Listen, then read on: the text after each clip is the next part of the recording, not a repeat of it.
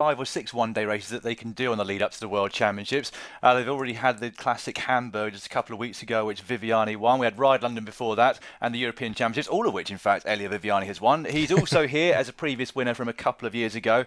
They can then go on to either the Tour of Britain or indeed over to the 2 one-day races in Canada to finalise their preparation for the World Championships. But despite the fact that the World is on at the same time and the Deutschland Tour with some big names, we've got a very good field here, and I'm really looking forward to this race. Yeah, it's going to be good. They're already off and racing, as you can imagine. So we'll go to live pictures straight away. Don't forget, get involved on the chat on both YouTube and Facebook. We'll do our best to keep track of those. We'll also keep an eye on Twitter as well if you've got any questions for us or any observations that you want to make. But let's get right into the action. As you can see, Breakaway group, 85.2 kilometers to go. They have a minute's advantage, and we have Romain Combo of Delco Marseille Provence. And we have Johan Le Bon wearing number 154 from the Vitel Concept. We have Anthony Perez from Cofidis on the front, and we have Roman Sika on the back here from Total Direct Energy. The gap tumbling now. We're heading towards the next climb of the day, and then we've got 2 gravel sections to come after that, Dan. So they've this new course that they want to showcase the whole of Brittany, and as is kind of the trend now, just bringing back the gravel roads. It doesn't matter where where the route goes now. If there's a gravel road, we go across it. They do. Not too many sections, as you said, just 2 on this race this year, and they're both quite short. Nice to see in some ways, but as you said, they've gone away from that traditional circuit, which was used for, I think, every edition from 1931 when this race first took place. It was still on circuits when I did it back in 2011, but as you mentioned, on 2016, they decided to change the name from the Grand Prix Plouay to the Bretagne Classic Ouest France.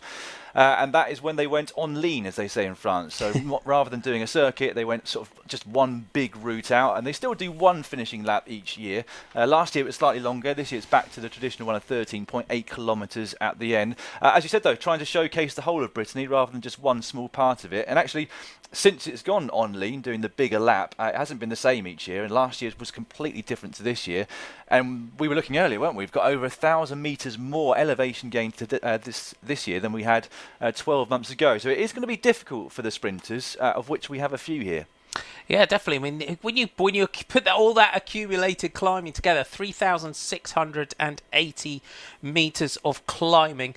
Back to the front of the peloton. Last year, the race, it was a fairly grisly day, you could probably say as well. It was wet in the race last year compared to the weather that we've got today. You can see beautiful sunny day. It's about 16 to 19 degrees Celsius, 61 to 66 degrees Fahrenheit. They've got 15 to 17 kilometre an hour winds. And it was Oliver Naesen that won the race last year ahead of Michael Valgren, with Tim Vellens coming in just 3 seconds behind them. So a little breakaway group. Michael Matthews coming in ahead of Ruben Guerrero. Zdenek Stybar was 6th. Oliver Legac was 7th at 1:15 with Valentin Madouas, Benoit Cunefroy and Fabio Jakobsen. That was the top 10 last year. AG2R Le Mondial are on the front. This breakaway group, having been out there and for many kilometres and enjoyed a considerable advantage at one point, but with a classic of this length, that's generally the pattern that plays out. Although it's quite early again in this sort of race to see the breakaway coming back so soon. It's quite surprising in many ways. I know that they had a sort of cross tailwind for the second half of the race. So initially they went up towards the coast in a sort of northwesterly direction, and they're tracking back in a similar direction in reverse to get back to Plouay for the finishing circuit. So it might well have just been, rather than trying to catch the breakaway at this point, they were just a bit nervous in the peloton at potential crosswinds. And now is the point at which the position battle is really going to start, isn't it? Because it's not long now before they get to the Côte de Californe, the Californian climb. 1.6 kilometres long, so 1 mile exactly at 8% average with a 12% max gradient. And as you just mentioned, Marty, just after that is where the first of 2 gravel sectors come in very quick succession. So it's an important part of the race this year, and I wouldn't be surprised to see these riders get caught before the end of the second gravel section. Anthony Perez, you can see here, just starting to put the pressure on now. Just deciding he wants to stay out here just a little bit longer. Roman Sika right on him. Let's run you through your teams and who we're watching out for. He's looking for his soigneur at the side. AG2R, Le Mondial. They come into this last year's winner. Oliver Narsson is back. He is here. Benoit Cunefoy as well for AG2R Le Mondial. So 2 good cards to play in this one. They do, yes. I mean, there are lots of teams with cards to play, aren't they?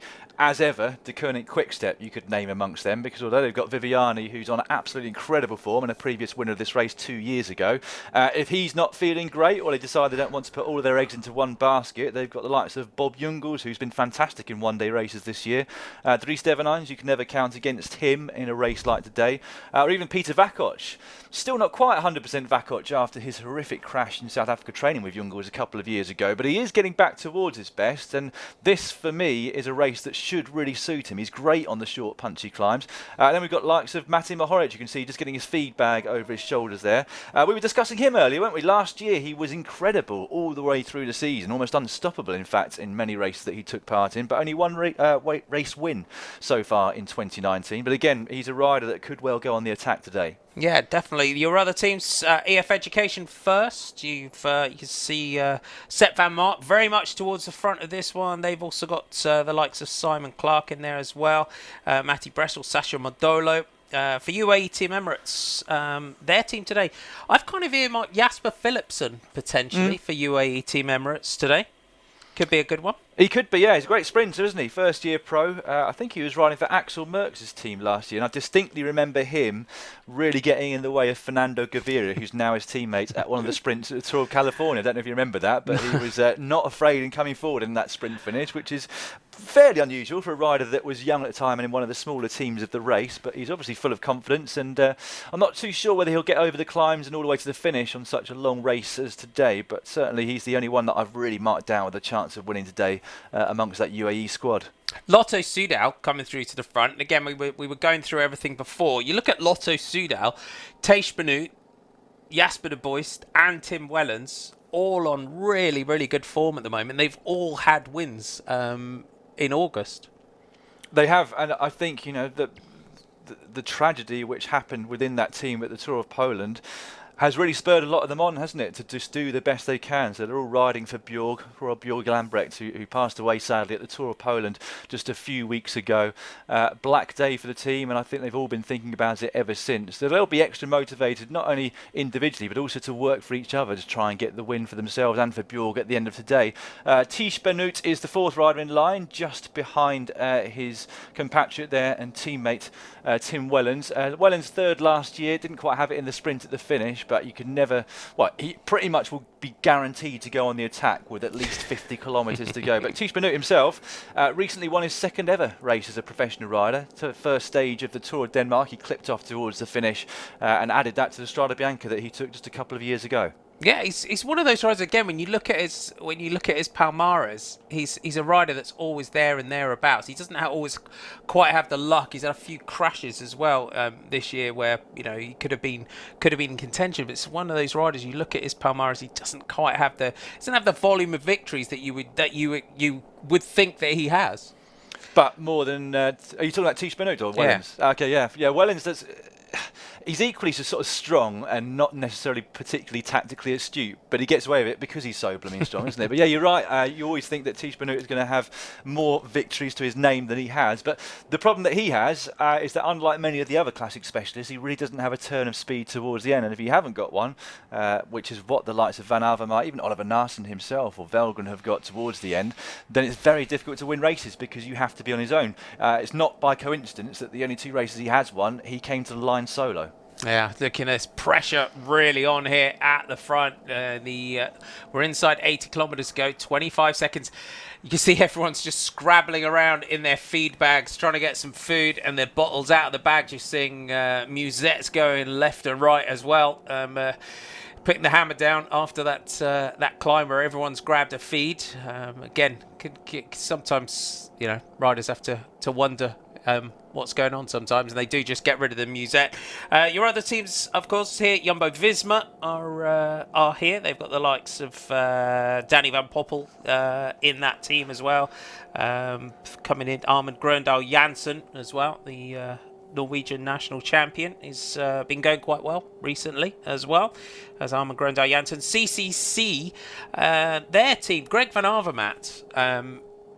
When we look at van Avermaet's season so far, it's not been the best year, has he? He's on apart from his couple of victories, Valencia, stage in Yorkshire, he's been on the podium 11 times.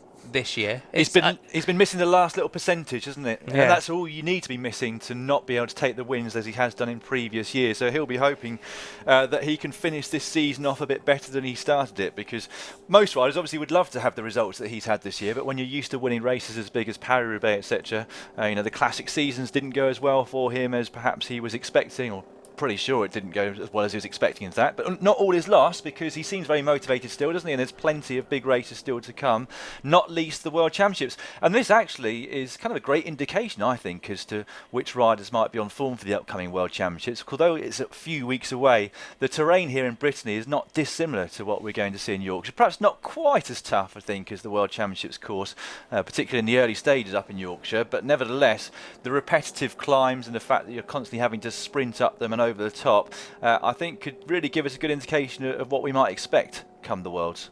Yeah, because we're at that distance as well. This sort of 250 kilometres. Yeah. There's as a rider, there's such for anyone that might be coming into cycling and looking at that sort of distance and their eyes kind of water.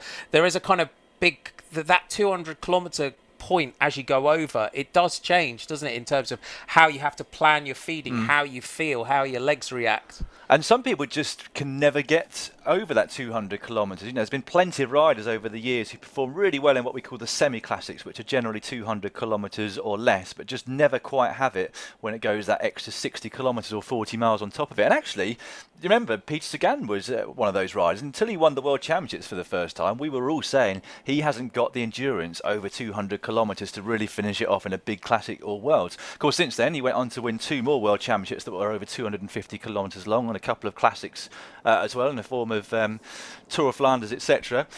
So he did manage to do it, but you're right, it is a different type of race when you go over that sort of distance. Just before the break gets caught, it couldn't have been a more stereotypical break, really, could it, Marty? 4 invited French teams up the road. Definitely. So good to see them all getting their time there, but you could see that the pressure was really on running into the Côte de Californie, the California climb. And you can see now Ineos, FDJ, De Koenig, Quickstep and AG2R, Le Mondial all very much to the front of this one. Let's run you through some of your other teams and some of your other riders. Bahrain Merida, we've mentioned Bora Hansgrohe.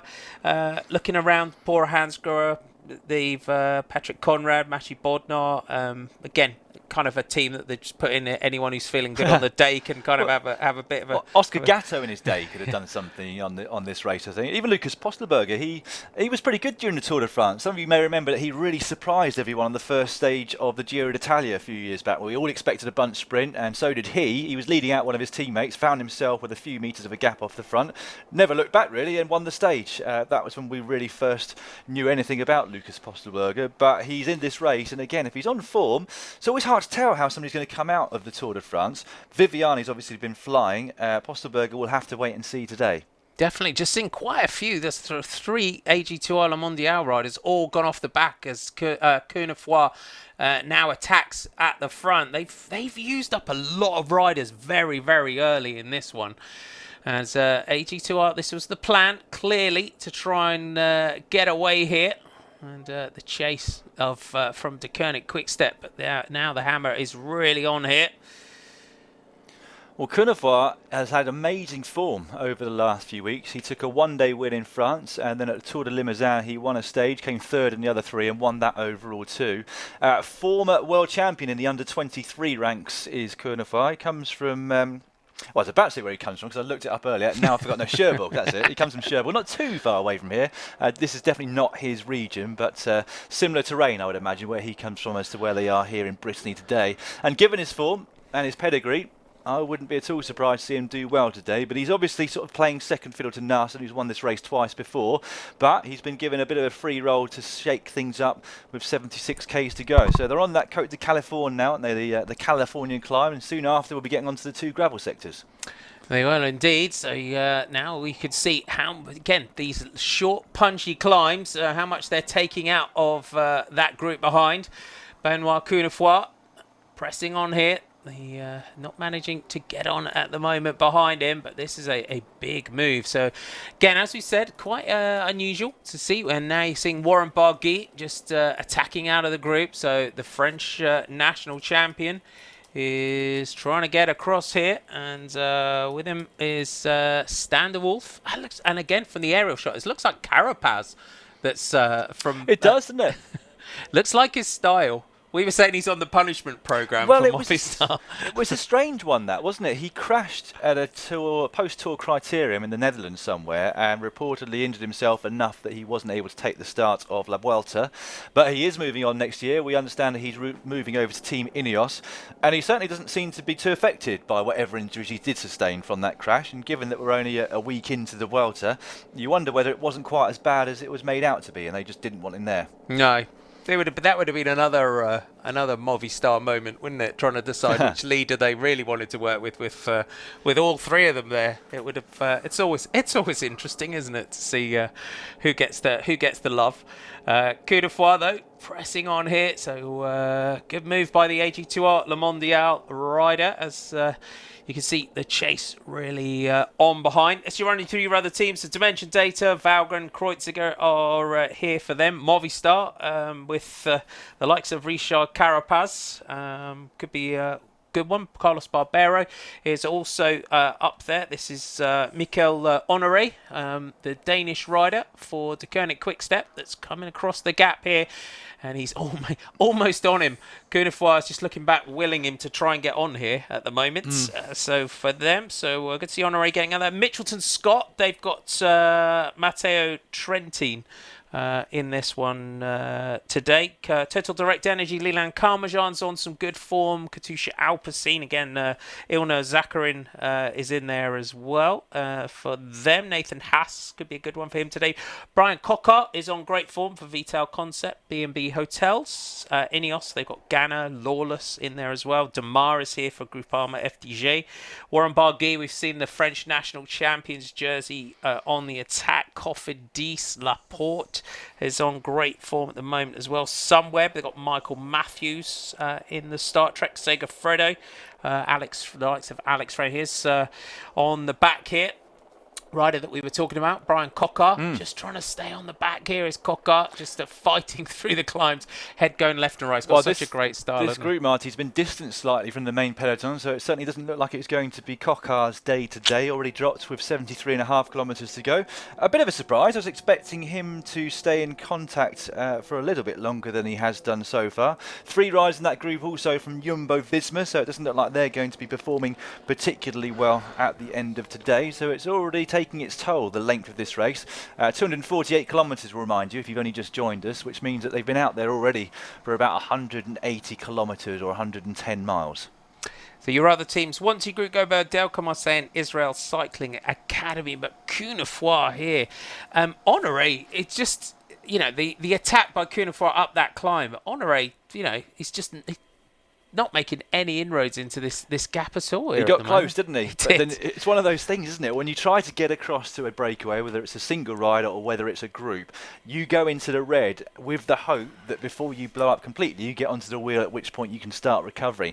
If you don't quite make it into the wheel, or at least somewhere towards it to get into the slipstream, you go bang and straight backwards again. And that appears to be the case for Honoré to a degree, although that gap is reasonably steady at the moment, isn't it? It seems like he's settled more into time trial mode. But yeah, another talented young Danish rider, Honoré, 22 years of age. His compatriot and teammate Kasper Asgreen won over at the Deutschland Tour yesterday, which is also going on at the same time. And in fact, we have that live for certain territories as well, over on Facebook and also here on YouTube. Yeah, thanks for all your chat. Thanks for checking in as well. Charity Girano in the Philippines, regular viewer, regular contributor. The Hamburger Cyclist as well. Let us know your name and where you're watching us. All riders down on the side, on the corner. Can't quite pick out who they were. No, it looks to be one rider from Mitchelton Scott, and here is the first of your gravel sectors. Benoit Cunefroy, the first rider to reach it. It looked like he was going fairly gingerly around that first corner. It's a tough old entrance into that sector, isn't it? That left-hand turn, because it looks reasonably loose, the gravel, particularly on that corner going into it. And even when you see a close-up now, if you can see it on these pictures how loose it looks, and you can imagine that actually being there, it's even looser than that. You get a bit of a dust explosion as well, and it's so dry like this as well. And the gravel races, I remember sort of, GP Herning and races like that, which were really traditionally lots and lots and lots of gravel, and you hit that first section and you can see how much dust's being kicked up here by the camera motorbike behind. But not much of an advantage at the moment, so it's a good move. Honoré is just dangling off the front of the bunch here, so for De Koning, quick step, doing the right thing, defending for the team in blue. And there you have it, the chaser. I know we kind of I don't know about you, but we're getting so every time we have a gravel in a race, and we've had so many gravel section races, Trobro Lyon, GP Honing, which I've just mentioned, Strada Bianchi, all those sort of races. I don't know how you feel, but it's almost like cycling in a way is returning to its roots. Because if you look back through history, before we had beautiful tarmac, the Tour de France used to go over the mountains and it was all gravel. I generally am a fan of races with gravel in them, but looking at this road, I'm wondering if it's a little bit too extreme. When you look at the size of the stones that they're rolling over, I mean, this is very, very different. As we see Tim Wellens accelerating with Sepp van Mark, and looks like Jack Bauer on his wheel from Mitchelton Scott too. If you look at the size of the stones, that is puncture territory. If you do Strada Bianca, the white roads of Tuscany down near Siena, they're very, very smooth, really. There are a couple of slightly looser sections, but certainly none of the big stones like we see here. So gravel is not always just the same as other gravel. This one looks particularly treacherous. Extreme gravel. Yeah. We're getting this one. There's an idea. There's a new show there, isn't there? Extreme gravel on our road bikes. That's this chasing group. You can see they've got Benoit Cunefroy. He sees that he's not got too much of an advantage here. Jack Bauer comes through towards the front for Mitchelton Scott. And there's the head-on shot. They're almost back with him now. So we're just starting to get the start of a select group. And it's not long from the exit of this section of gravel onto the next one. It's about 2K. Yeah, it's only 2 kilometres between the two. And the next one, apparently, is ever so slightly downhill. So speed going to be much higher on the next gravel sector, which is the final one. We did have a question in from Vladdy Wynn saying, did they always have gravel in this race, or is that a new thing?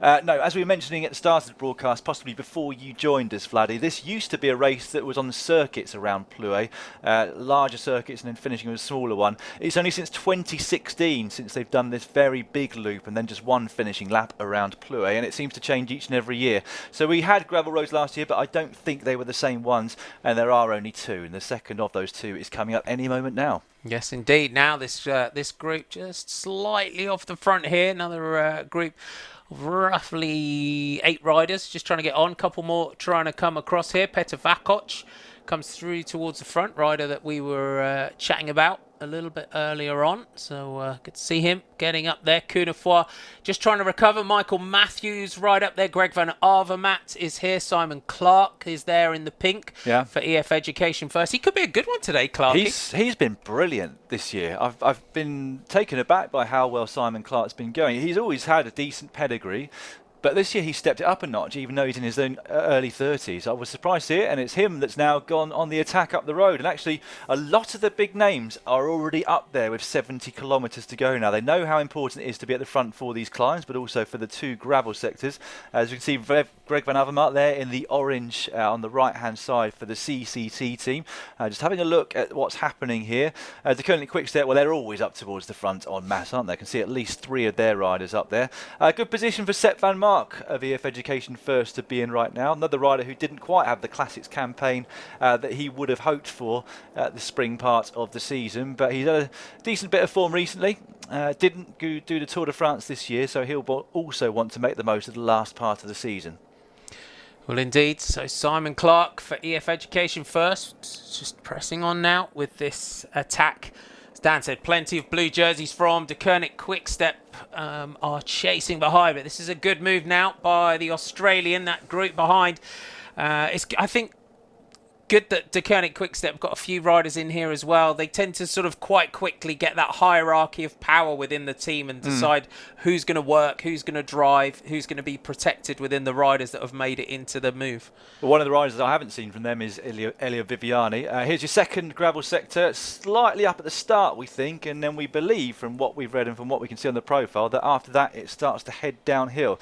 Simon Clark only with a 10-metre advantage now over Jack Bauer, who's leading the group behind, which is already down to just, 40 or so riders? Yeah, I think so. I think that's Elia Viviani that's kind of down the the European back of that champion group. jersey. Yeah, we're watching out for that white jersey. So don't forget, if you're watching out for Viviani today, he's now in that white jersey as European champion in this group. So the dust clouds here from the motorbike just being kicked up here to Simon Clark, as the F Education first rider just straight down the grass down the middle of the track here as well. I was just about to say that it's against your natural instinct on sectors like this. As a road rider, you always want to normally be in the wheel so that you can get advantage from the slipstreaming effect and not use as much energy.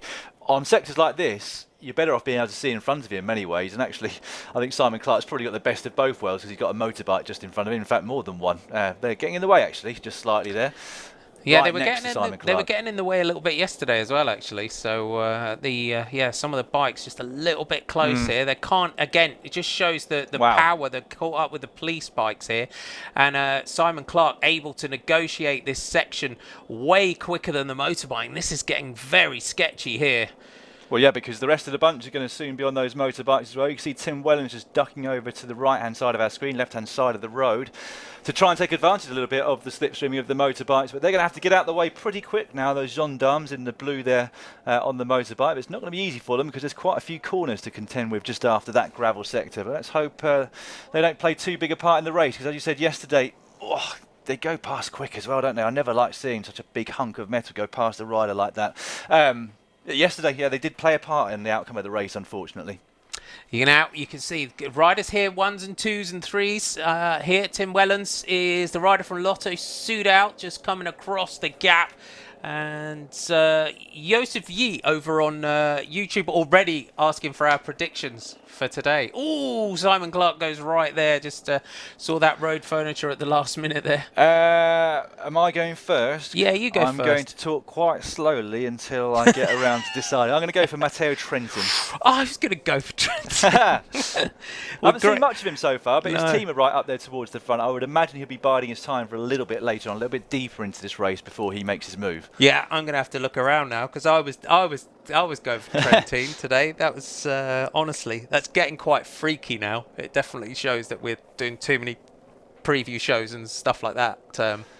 Okay, all right. I will go today, and okay, I'm gonna go. Shall I go? I might go completely left field here. Okay, I'm gonna go Michael Matthews because he's up here, and I'm a big fan, and I would love to see him get. I think he needs a bit of a boost.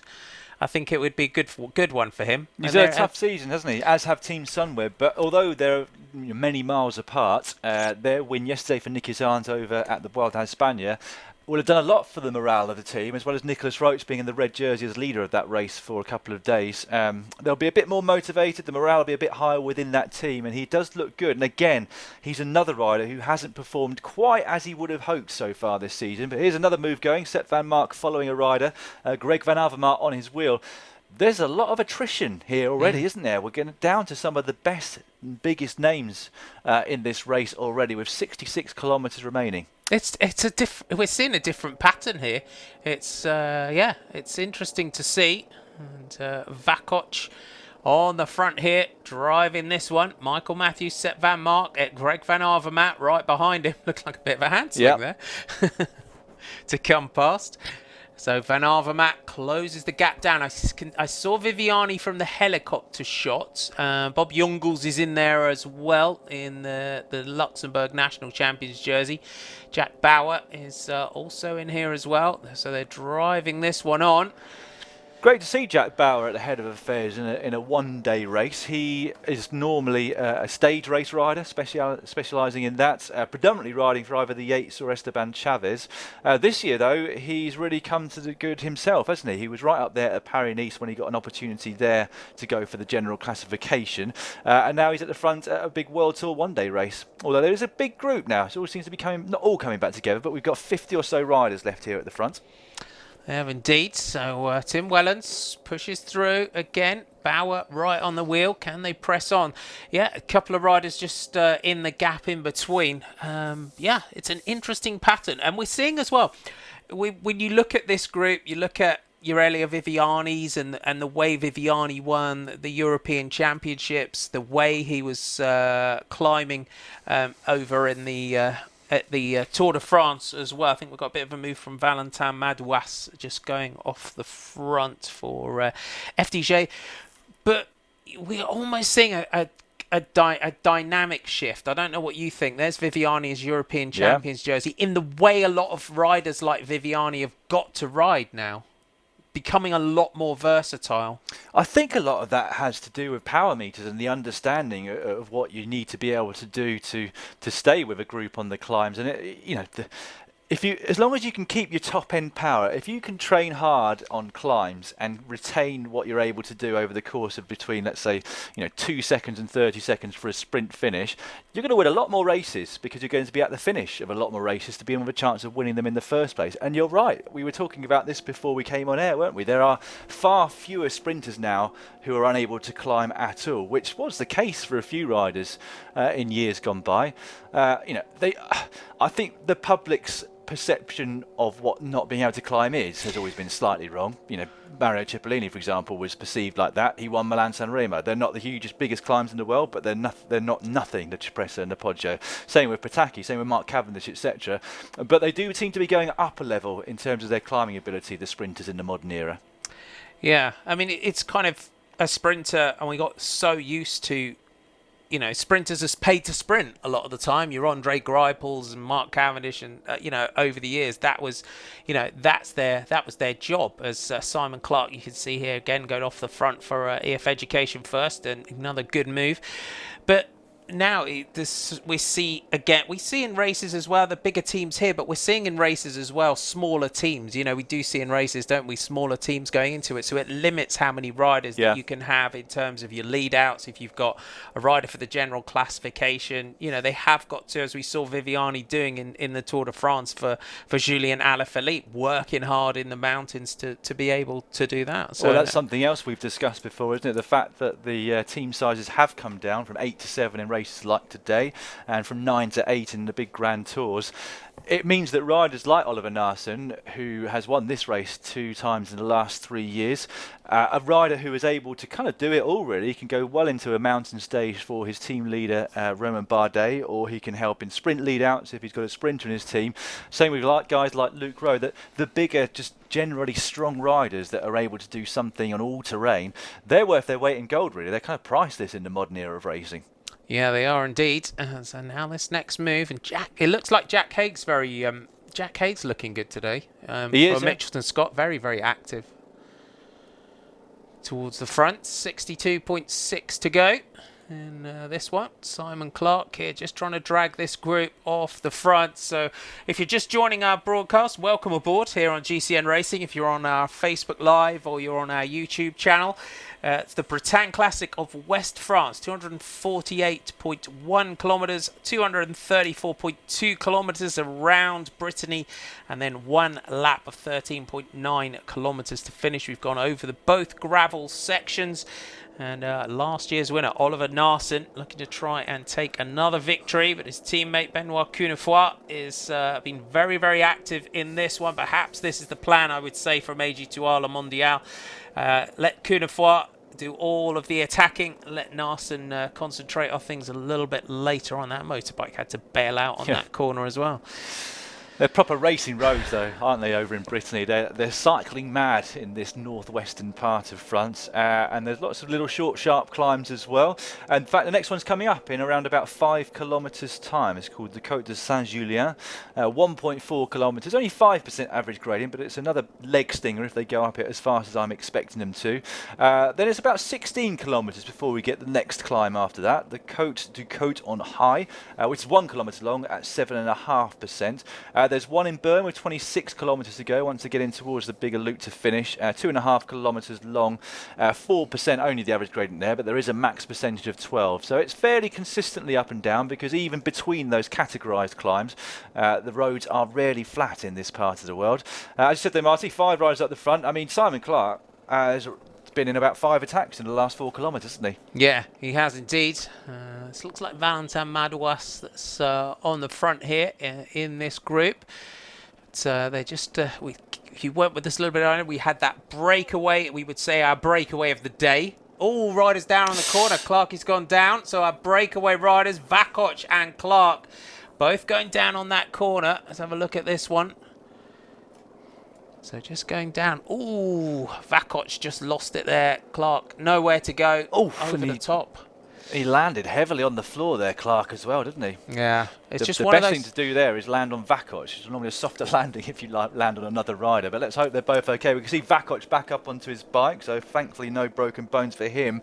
But that looked like a nasty impact onto the tarmac for Clark, didn't it? It was the way, again, when you look at a fall like that, it's the way if someone falls with their hands outstretched is always where it worries me when you see a rider like that. But we're on to an eight. You can see the dust clouds. It's not the greatest surface. It's unknown gravel section here as well. This one. Well, it's a slightly ironic thing, isn't it, that you can do a lot more damage from a sort of body structural point of view when you crash at slow speed like Clark then, because you just flop on the floor. You know, when I broke my collarbones, I did one each. It was from very slow speed crashes. I had plenty of crashes at upwards of 50 or 60 k's per hour where I just took a lot of skin off, no broken bones. But the 2 times I did break a bone was when I was going very slowly along a road. Once on a recovery ride, in fact, my forks broke coming out of a corner. I was probably only doing about 8 miles an hour. I broke my pelvis and my collarbone that time. But yeah, fingers crossed that Simon Clark is all right. If we find any news for you, we will let you know. Yeah, I did an elbow at 5 mile an hour. So yes, definitely. Thank you all for checking in. Peter Slagers, regular contributor. Rene Gordon. Is Carapaz in the race? Yes, Carapaz is in the race, and we've seen Carapaz from the aerial shots. And we got a little a comment. I don't know who it is. Remember, if you can, put your names and things so we get to know you. You've got your little handles. Well, now Trentin can't win since Dan picked him. Dan, if you haven't been with us recently, Dan picked the winner of the Tour. So we're kind of feeling like the GCN curse has kind of passed. You know, that he's managed to pass that mantle. There's Greg Van Avermaet now comes through for CCC.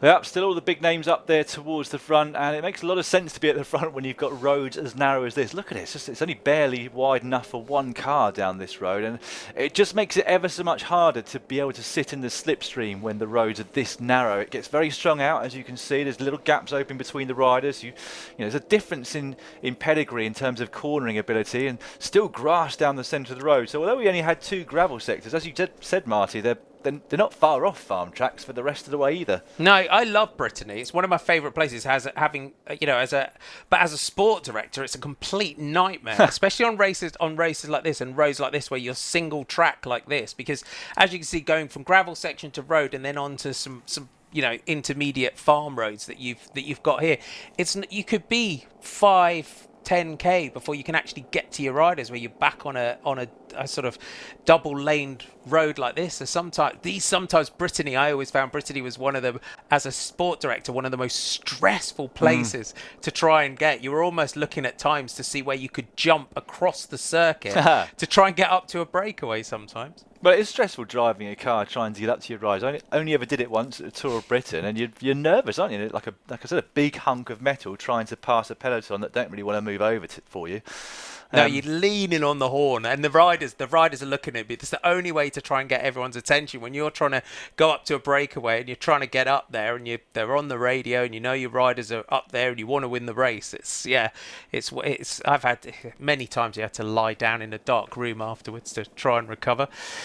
Well, Deceuninck Quickstep have realised the potential danger of this three-man move that's gone up the road. 23 seconds to gap, and they don't want to get that to get too big. But Van Avermaet doesn't want them to just set the pace on the front. He's now gone on the attack himself. Yeah, Florian Seneschal reacts behind. You can see that sea of Deceuninck Quickstep right there. Bob Jungels, Warren Barguil, all there. Mate Mohoric, Michael Matthews is there as well. Richard Carapaz, and there's plenty of Movistar jerseys at the front here. It's good to see.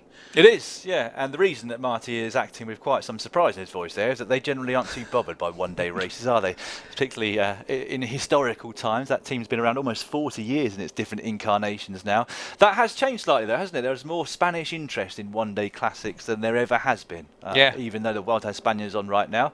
And Richard Carapaz was there for a long time. In fact, I'm wondering whether that was Carapaz behind. Only caught a quick glimpse of him. Might be it's Carlos Betancourt. Great to see him back. I mean, he's also a rider that's brilliant at one-day races, even though he blows hot and cold.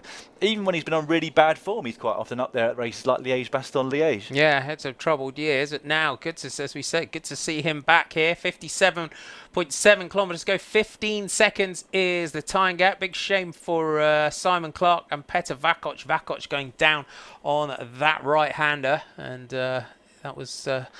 We'll see if they have managed to make it back into this group. Van Avermaet, though, on the front here for CCC is looking to try and get to that world's winning form. Potentially performs well in Yorkshire. Took that final stage in the Tour of Yorkshire. We can just see Armand Grøndal Jansen up here as well. The Norwegian national champion just moving up in the group here. So that group just gets brought back. It's one of my favourite national champs jerseys, Armand Grøndal Jansen's. It's very cool. Did you see that just before the Tour de France, they gave him his new national champions jersey, and as a joke in the packet was a Danish national champions jersey, and he sort of looked at them and then got genuinely quite angry about it before he realised that they were just pulling his leg. Yes. That'd be a bit like that would be like if we had separate English, Scottish and Irish, Northern Irish national champions. A bit like giving a Scotsman an English jersey, isn't it? Sometimes, I would say on that one. Edu's Carrions checking in over on Facebook. Pablo Galarraga as well. Lots of you checking in and watching Jose Reina Huertas from Ecuador, I think. So lots of you checking in and checking on Richard Carapaz. And good to see him up there. Adam Spachter as well from Mississippi, USA. Thanks for saying hi. Lots of action to come. We have an awful lot going on GCN Racing at the moment. Back up to our Breakaway group, just 9 seconds back from this trio to that group behind. A very, very animated race that we've got. And again, if you're new to cycling, and we keep talking about the World Road Race Championships, which are coming up in Yorkshire in September. This is the point, isn't it, Dan, that you're getting into your form cycles where you want to start to get those. If you're looking for the worlds, as the likes of Bob Jungels could be a good bet from Luxembourg. Doesn't have a lot of teams, but he'll be there. Gets the freedom. But you're just looking for those little signs that the magic legs are coming. Well, this part of the year is as much about freshness of head as it is anything else, really, isn't it? If you're still motivated, this can be the time to really pick up some big results, because a lot of riders are just generally fatigued by the time as they get to this point in the season. Particularly, some of the classics riders that might have done all the classics, the stage race to prepare for them, and the Tour de France just a few weeks ago. It can be hard mentally to just get that motivation to really dig deep in training, to really build the form back up to the end of the season. But there are a few very motivated riders here. The chase, the sting's gone out of the chase ever so slightly now. They can see them just in front of them now. Just 6 seconds the difference between these three riders. Cunefroy, Jack Haig, and the rider from Groupama FDJ, who we thought was Madouas. In fact, I'm pretty sure it is him. But here is the Norwegian champion going on the attack again, just trying to make sure that they do bring those riders back.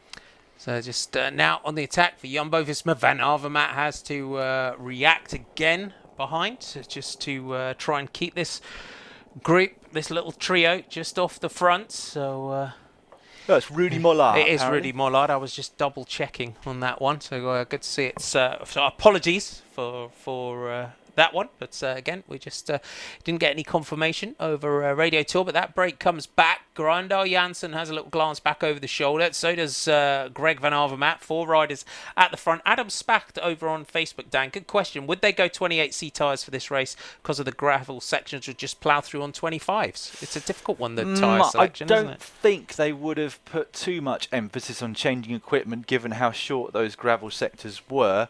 You do see more and more riders using 28C tyres though, especially of course in the cobbled classics, but even at some of the other races too. And that in part is down to the fact that a lot of the wheels, the carbon wheels that the teams are using, are built for wider tyres, and so it can be not only more aero to use the bigger tyres, but also less rolling resistance from them as well. And I, for one, will only ride on at least 28C tyres now because I run them at about 50 or 60 PSI, which I guess must be, what, 4-5 bar? And they feel incredibly comfortable, and they're not much slower, if slower at all. Yeah, definitely. Bob Jungels on the front.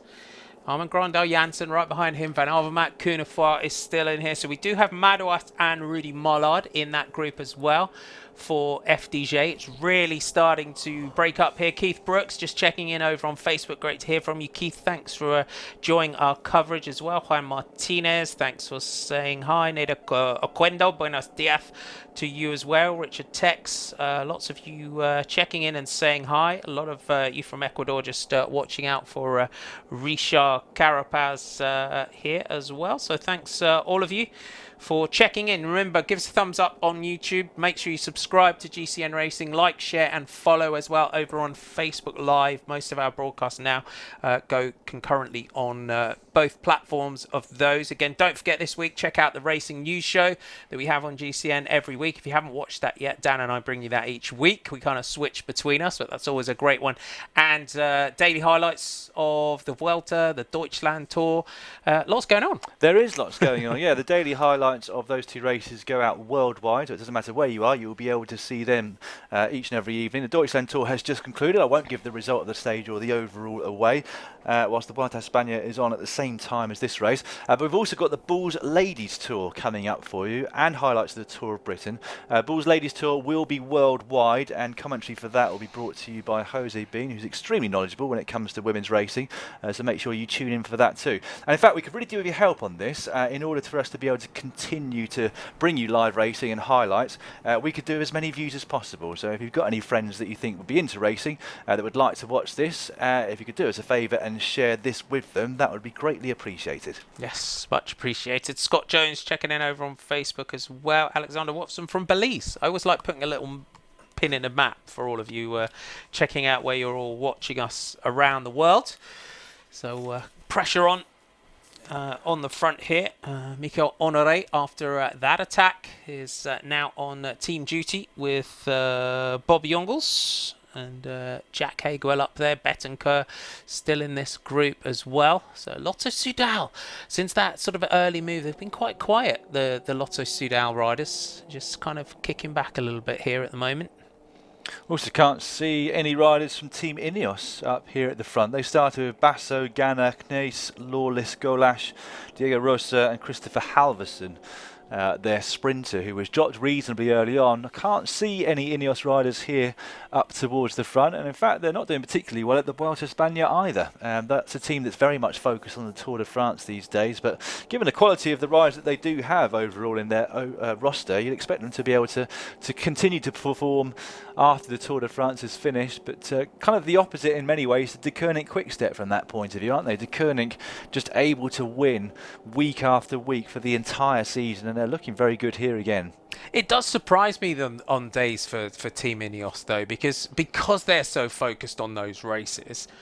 To me, you would think on days like this, where you get the opportunity to ride and you get the opportunity to perform for yourself, that you're not just grabbing it with both hands and riding it like you stole it, as they say. It's a bit of a surprise to me. There's Simon Clark just on the back of the group here. So good to see Clark. He's made it back in here in the pink 32. He looks okay, which is good. Yeah, that is a relief because he really did slam on the deck there, didn't he? 2 riders, in fact, here from Jumbo-Visma. I said that they might not do too much today because 3 riders were dropped reasonably early on, not long after we started our live broadcast, in fact. But they have not only their Norwegian champion Amund Grundal Jansen, but also number 41 Pascal Encorn, who's got a decent sprint on him, Encorn, hasn't he? So if he makes it towards the finish, watch out for him. He's just over towards the left-hand side of your picture now, riding in probably about 25th place in the yellow kit. Yeah, he won a sprint stage in Colorado last year, didn't he? When we were here, that was one of his good performances. Danilo Viss, I've just got a glimpse of as well in there for Dimension Data. They could do with a win today, couldn't they? Dimension Data. They could do a win anywhere, to be perfectly honest. It's been a season really to forget for Dimension Data so far. I think they've only had a couple of wins all season, if I'm not mistaken. This would be some win for Viviani if he managed to do it today, wouldn't it? He has won this race just 2 years ago, but if you've just joined us, this year's race has over 1,000 metres more climbing than last year, around about 3,700 metres. Now, some of you will have read in various publications online and otherwise that Viviani was not going to do the World Championships in Yorkshire this year, deeming it a bit too tough for his characteristics as a sprinter. But then recently, he did say that if Davide Cassani, the manager of the Italian team, wanted him to do it, he would be up for it depending on how he performs here at the Bretagne Classic. And you can see him there. He's about 10 in front of Simon Clark here in the 5 in front of Simon Clark here in the European Champions jersey. He's taking something out of his pocket.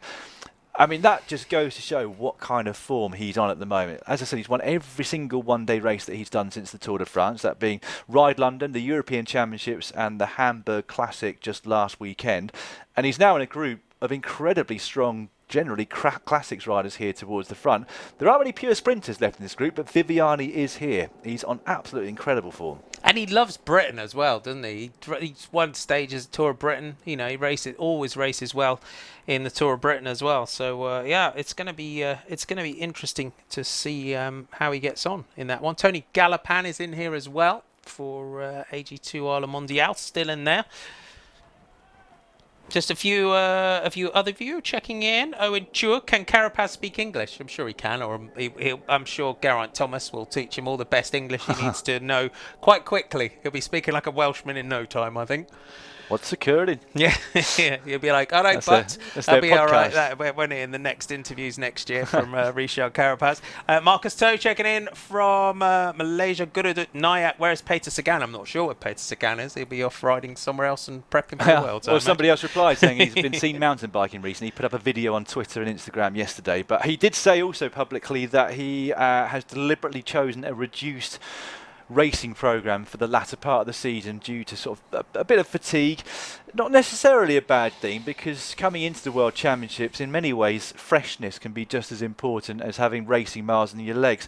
He's had a lot of racing miles already this year, given that he's just coming out of the Tour de France, where he won a record 7th green jersey. So a bit of freshness, going back home, recharging the batteries both mentally and physically. And that certainly doesn't mean that he's not going to be performing towards his best for the big races that are still to come. But yeah, slightly lighter race programme. I believe he's doing Quebec and Montreal en route to the World Championships in Yorkshire, but don't quote me on that.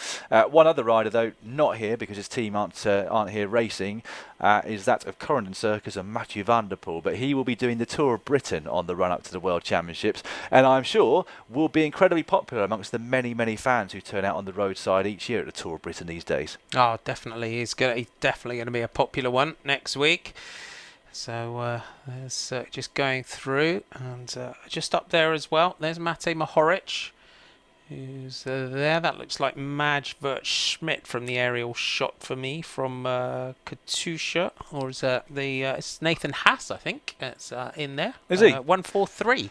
He's another rider who's just been signed by Team Cofidis for a couple of years, hasn't he? Cofidis, who've been doing really well this year. Cedric Vasseur, a good friend of mine, took over that team as manager at the start of last year. He's been making some changes, and it seems to be paying off now. They've signed Viviani, of course, as well as Nathan Haas and a couple of other riders. So big change for them. Nasser Bouhanni, you would presume, on his way out, but I think they're thinking about making an application to go back up to the World Tour, Team Cofidis. So they're doing very well, and that's nice to see, because one of the longest standing sponsors that the sport's ever seen, I would say. Actually, they must have been around for what, well over 20 years now. Yeah, definitely. Do you think I know it's $1 million question, probably a $5 million contract, but do you think Viviani can transfer from this year's success to Cofidis? Because traditionally we do see that, for Deceuninck Quickstep riders who have a massively successful season, it's like when the lead singer leaves a band. You go solo the next year and all of a sudden, your number one hits dry up. Do you think Viviani can transfer that? Like Robbie Williams and take that. It took him a couple of years to establish himself, but eventually he was better on his own, wasn't he? Didn't want to go back to the band. No. Whether or not we can compare Viviani to Robbie Williams, we'll have to wait and see. But it's a tough one, isn't it? It's a very, very different kind of team culture and team dynamic. Although I know for a fact that Cedric Vasseur will be doing his utmost to make it a modern team dynamic and not to make it too French, because often when a rider like Viviani, who's of course not French, he's from Italy, or when a rider like Nairo Quintana goes to a French squad, as he's doing next year with Arkea Samsic, the culture change can be so different that it does affect your performance on the bike. So it'd be very interesting to see. What he is going to miss is the likes of Mikael Mørkøv, the Danish rider who was so successful in leading out Viviani this year, been involved in most of his wins, and also Max Richesi from Deceuninck Quickstep, who's moving to UAE Team Emirates next year. So Mørkøv will be staying put with Deceuninck Quickstep, where we think Sam Bennett will find a home next year. So it's all changed really from the sprinters' points of view and also for the lead-out riders' points of view. There is Viviani though sat in fourth. They're still fully motivated for him today. And somebody did point out actually on the comments, Lampshade 177, that Trentin's not even in this group, or at least they haven't seen him. So maybe it was good that I took your prediction and you had to go with somebody else. Who did you go with again? Matthews. I went with Michael Matthews. He's in this group. Could be. I think Matthews is going to bring it home for me today. This is Loic Vliegen on the back for Wanty Group Gobert. And rode well in the Arctic race in Norway, Loic Vliegen. So he's having a good season at the moment, the back end of the year here. Just you can see Tim Wellens on the back there. So Lotto Soudal doing the right thing, just kicking back, just letting everyone else dictate the pace. And we've got 46.1 kilometres to go here in the Bretagne Classic of West France. So beautiful aerial shots around Brittany. If you've never thought of coming here to ride your bike, have a go. It's beautiful. It really is a great place to ride. They're cycling mad, as Dan said a little bit earlier on. 248.1 kilometres. We hit the line with 13.9 kilometres to go. Deceuninck Quickstep, we're pretty sure you would say if Viviani comes into that finishing circuit, you would throw everything at Elia Viviani to try and take this one. Deceuninck Quickstep are controlling this beautifully. Bahrain Merida, they got Ivan Garcia and Mate Mohoric, both in this group. Ivan Garcia is quite close to the front of this one. Lucas Posselberger is your Bora Hansgrohe rider that's in there as well. Mitchelton Scott, still some good representation in this group as well. Thanks for all of you for all your questions and inputs. And Alistair Wood saying, who is competing in this race absorbed by the Vuelta and the Deutschland Tour? It's one of the best fields I've seen in a one-day race for ages. It's got a real class field here for this one. Oliver, you're asking if Narsen's in the group is Leendert Jacobs. I'm trying. You've taken the words out of my mouth actually, because I've been trying to find Oliver Narsen in this group. I can't see him at the moment. Cunefroy is here, and so is Galopin. It's Michael Schär just moving up, but I haven't caught a glimpse yet of Narsen. He's quite hard to miss, isn't he? Yeah, because he's got the Belgian champion stripes on his arms as well, hasn't he? So it's pretty easy to pick him out, even from a shot like this, because you'd be able to see that. There is I was about to say it's Matteo Trentin. I was thinking he's still European champion. I got excited for a moment there. I can only imagine that maybe Narsen and Trentin, it might not necessarily just be that they had bad legs. Those gravel sectors were pretty severe, weren't they? And I would not be at all surprised if a few riders picked up the odd puncture over those two gravel sectors. Lilian Carmejan is also in there. I've just caught a glimpse of Lilian Carmejan from Total Direct Energy. He took a win recently, didn't he? Yeah, he did. He had. He was again in the Arctic race in Norway. He was looking really good. Was Lilian Carmejan again? He's a rider that was just so lauded upon when he first turned pro, took those wins in the Tour de France. But the pressure that goes on to these riders when they really start performing well in stage races. He's 26 now. It was Tour de Limousin, the opening day of Tour de Limousin, where he took a stage, and he took second in the general classification over in Limousin as well, behind Benoit Cunefroy. Nathan Haas on the back here, number 143 for Katusha Alpecin. Clark just looking for the team car, and just the pressure now going on in this group. The motorbike just going up through the group, just trying to pick out who is in here. So Jack Haig still there as well. Jack Bauer for Mitchelton Scott, and then one other Mitchelton Scott riders. I'm just trying to pick out who our other Mitchelton Scott rider is, who's just popped up amongst his teammates. Well, actually, somebody else. It's 17XYZ17 again, saying it might be Stannard instead of Edmondson up there towards the front, number 127. But it does feel like a couple of extra riders have managed to make their way onto this group.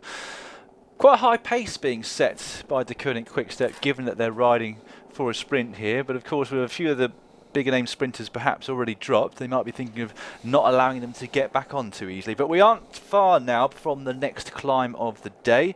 The Côte de Côte on I, 1 kilometre long at 7.5%.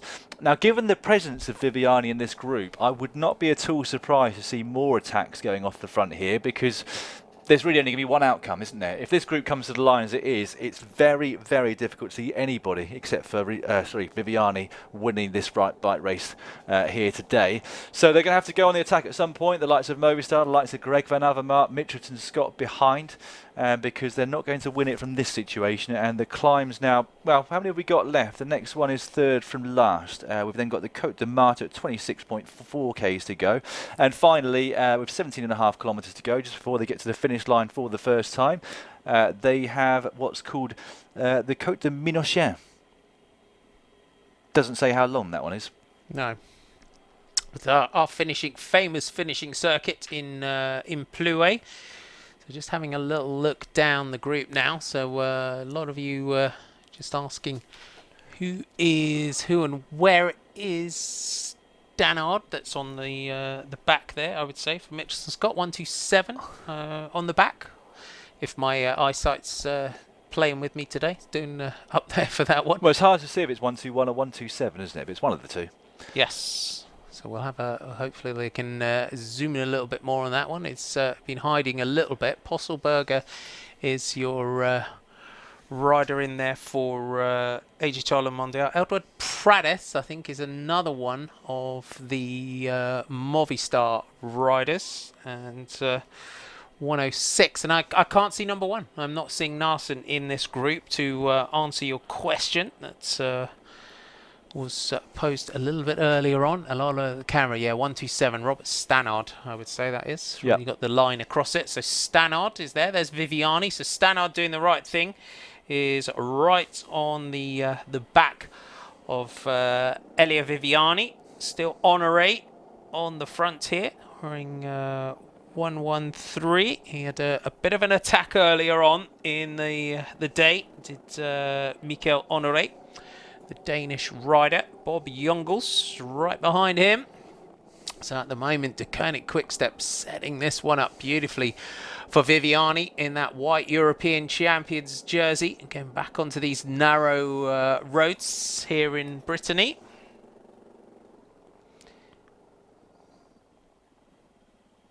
So Casper Abo saying, who's the favourite to win this one? It's got to be Viviani, we would say. A few of you asking for Carapaz's number, Richard Carapaz. We saw him earlier on, 104 was Carapaz today.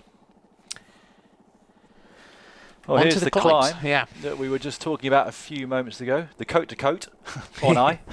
Only 1 kilometre long at 7.5%. Will we see any attacks? Well, Tish Benoit looks like he might be teeing himself up for a bit of an attack on the left-hand side of your screen in the red and white of Lotto Soudal there. But such is the pace at the front being set by Bob Jungels. I think it might be pretty hard to go on the attack, looking at the grimaces across the faces of a few of the riders. And again, another indication of just what amazing form Elia Viviani is. 30 years of age. In fact, he's definitely on the form of his life, isn't he? Definitely. Jack Haig and Jack Bauer and Robert Stannard are your three Mitchelton Scott riders. I know a lot of fans out there of Mitchelton Scott, and Sepp Van Mark still there. So Simon Clark on the back here. If you weren't with us earlier on, took a bit of a tumble when Peter Vakoc went down on a corner. Clark went over the top of him. He'd been very, very animated before that one, but he's been on the back of the group for quite a while now, as Simon Clark. The pressure on for De Koenig Quick-Step.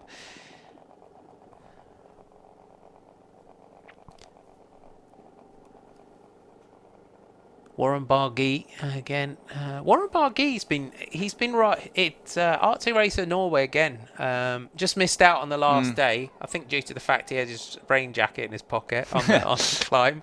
But again, he's Arctic Racer Norway had some climbs, but not the big mountains that we're used to from Barguil. He looks like, as a rider now, he's starting to try and again, like we're seeing with Viviani as a sprinter and trying to break out of their moulds. It looks like Warren Barguil is kind of trying to break out of that mould just a little bit of being that pure mountain climber, and knowing that he's got to, in races such as this as well, which are grippy, where you have that sort of wearing down process, you've got to start performing in these as well.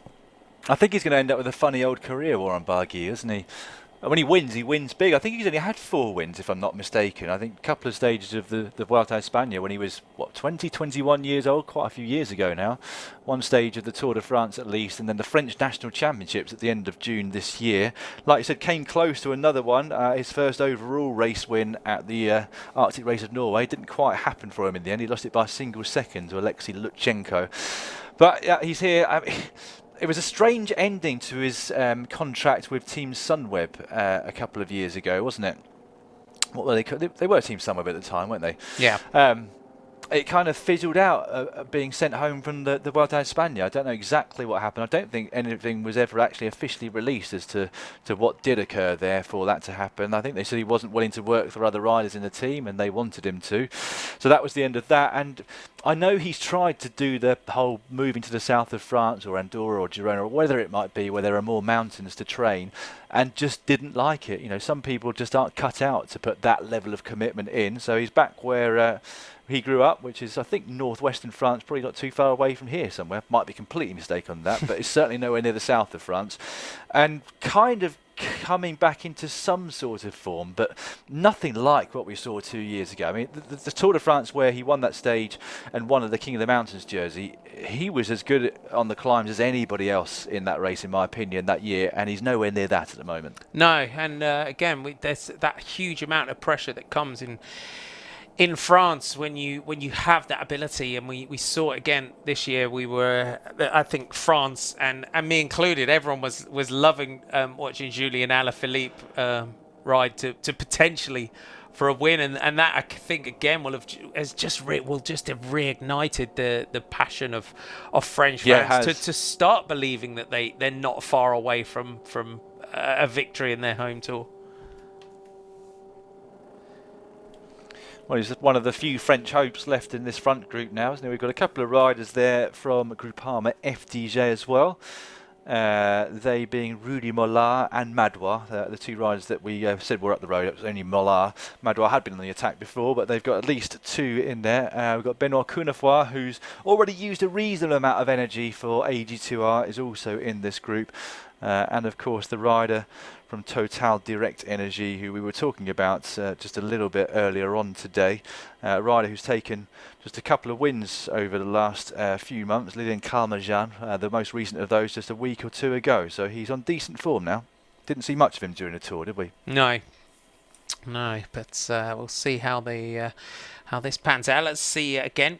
Michael Matthews still in that group as well. Sepp Van Marker from EF Education First. The De Koning Quickstep, though, using up their riders here early on in this one. Everyone at the moment just quite content to just sit back and let De Koning Quickstep do this one. We're running in towards Plouay. As we said, we've got this finishing circuit. Ivan Garcia, Mate Mohoric very much to the front of this one.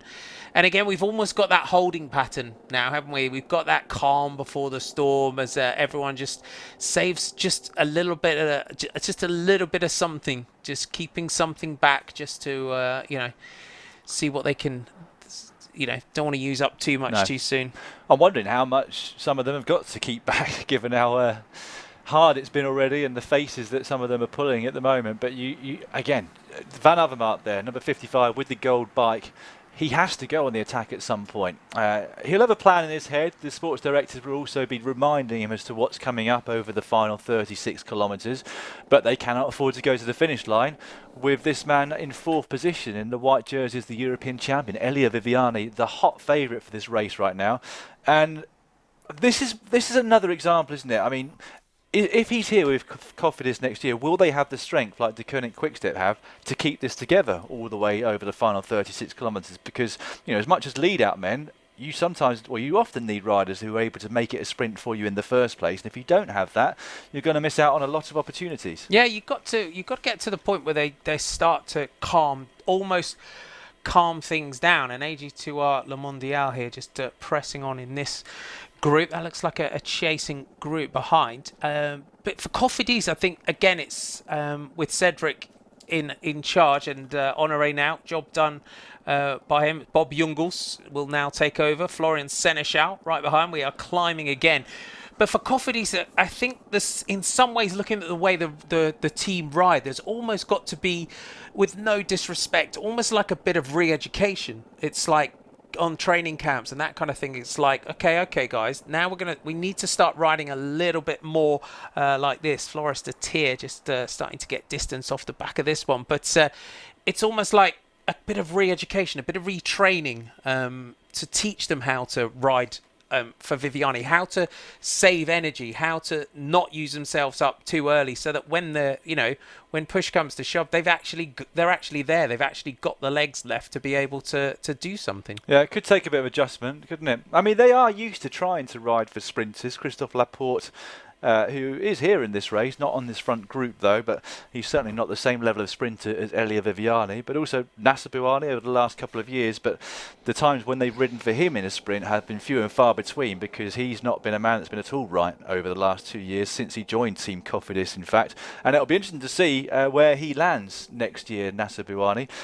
Going back to what we just saw before, the young Danish rider Michele Honoré, 22 years old from De Koning Quickstep. His job for the day done. Not a surprise, well over 200 kilometres into this race now. But those will be the sorts of things that the likes of Greg Van Avermaet will be looking at. He'll know now that they've only got 2 riders left to work for Elia Viviani. 2 very strong riders, Bob Jungels and Florian Seneschal. But with 35 Ks to go, if the attacks start flying, and Seneschal or Bob Jungels or both of them get dropped, then Viviani's going to be exposed, and then it might not finish in a sprint from this group. So, the likes of Van Avermaet, even Michael Matthews to a degree, and some of the other riders in this group will be looking to see how much longer Quickstep can last here on the front. Yeah, I just saw Michael Matthews kind of frantically talking into the radio a little bit as well. So. You just could see him in the group there in the red, the Australian in the red of Sunweb. He was just chatting into the radio. Floris de Tier, you can see, is really having to battle here to stay on the back of this group. Clark for EF Education First, with Bob Jungels putting the pressure on the front, is really lining out this group. So quite a select leading group here in the Grand Prix Bretagne and Plouay. So the Bretagne Classic Plouay is the name of the race today. And right here, Edward Pradeth on the back. Floris de Tier has a glance back for the cars behind. De Koning Quickstep. Would you say that kind of with Michele Honoré swinging off, are they I know it's difficult because De Koning Quickstep know how to play it perfectly. They're almost, for me, using up a lot of riders very early in this one. He's not completely dropped. He has slotted in towards kind of 4/5 of the way down this group, but I don't know. They obviously know what they're doing far more than I do, given how many wins that they have each and every year, and that includes this year, almost more than ever, I think. It kind of feels like they're riding a little bit too hard, but it's always a trade-off, isn't it? You've got to have that trade-off between not riding so hard that you put your sprinter into difficulty or indeed lose your workers too early, but hard enough that you dissuade other riders from going on the attack. So it's kind of in between those two bits at the moment, but it looks really hard, just given how strung out this keeps getting, given how the riders behind Jungels and Florian Seneschal are looking. They're riding at a very high pace, there's no doubt about that. Now, almost to me, the way they're riding at the moment, because of the way Viviani won the European Championships, and I was here, doing that one, it almost looks like they don't want this to come down to a group sprint. It almost looks like there's a master plan in place, because this whole group looked thinking, I don't want to go to the finish and try and out-sprint Viviani, but Viviani, in a way, is like, do you know what? I'm a man reborn. Well, I've got new tactics. I think you might have hit the nail on the head here. I did mention earlier, didn't I, that he was using this as a big sort of hit out and test to see what his condition would be like, and therefore if he should be a part of the Italian squad for the World Championships in Yorkshire. So maybe that is his plan. Maybe he wants to make it hard. Maybe he wants to see if he can get himself into a small group and win that way.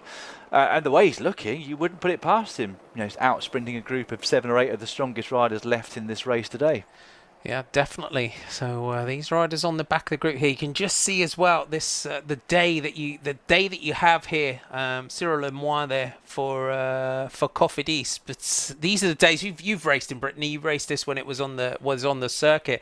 It's a sort of circuit that just beats your legs down, isn't it?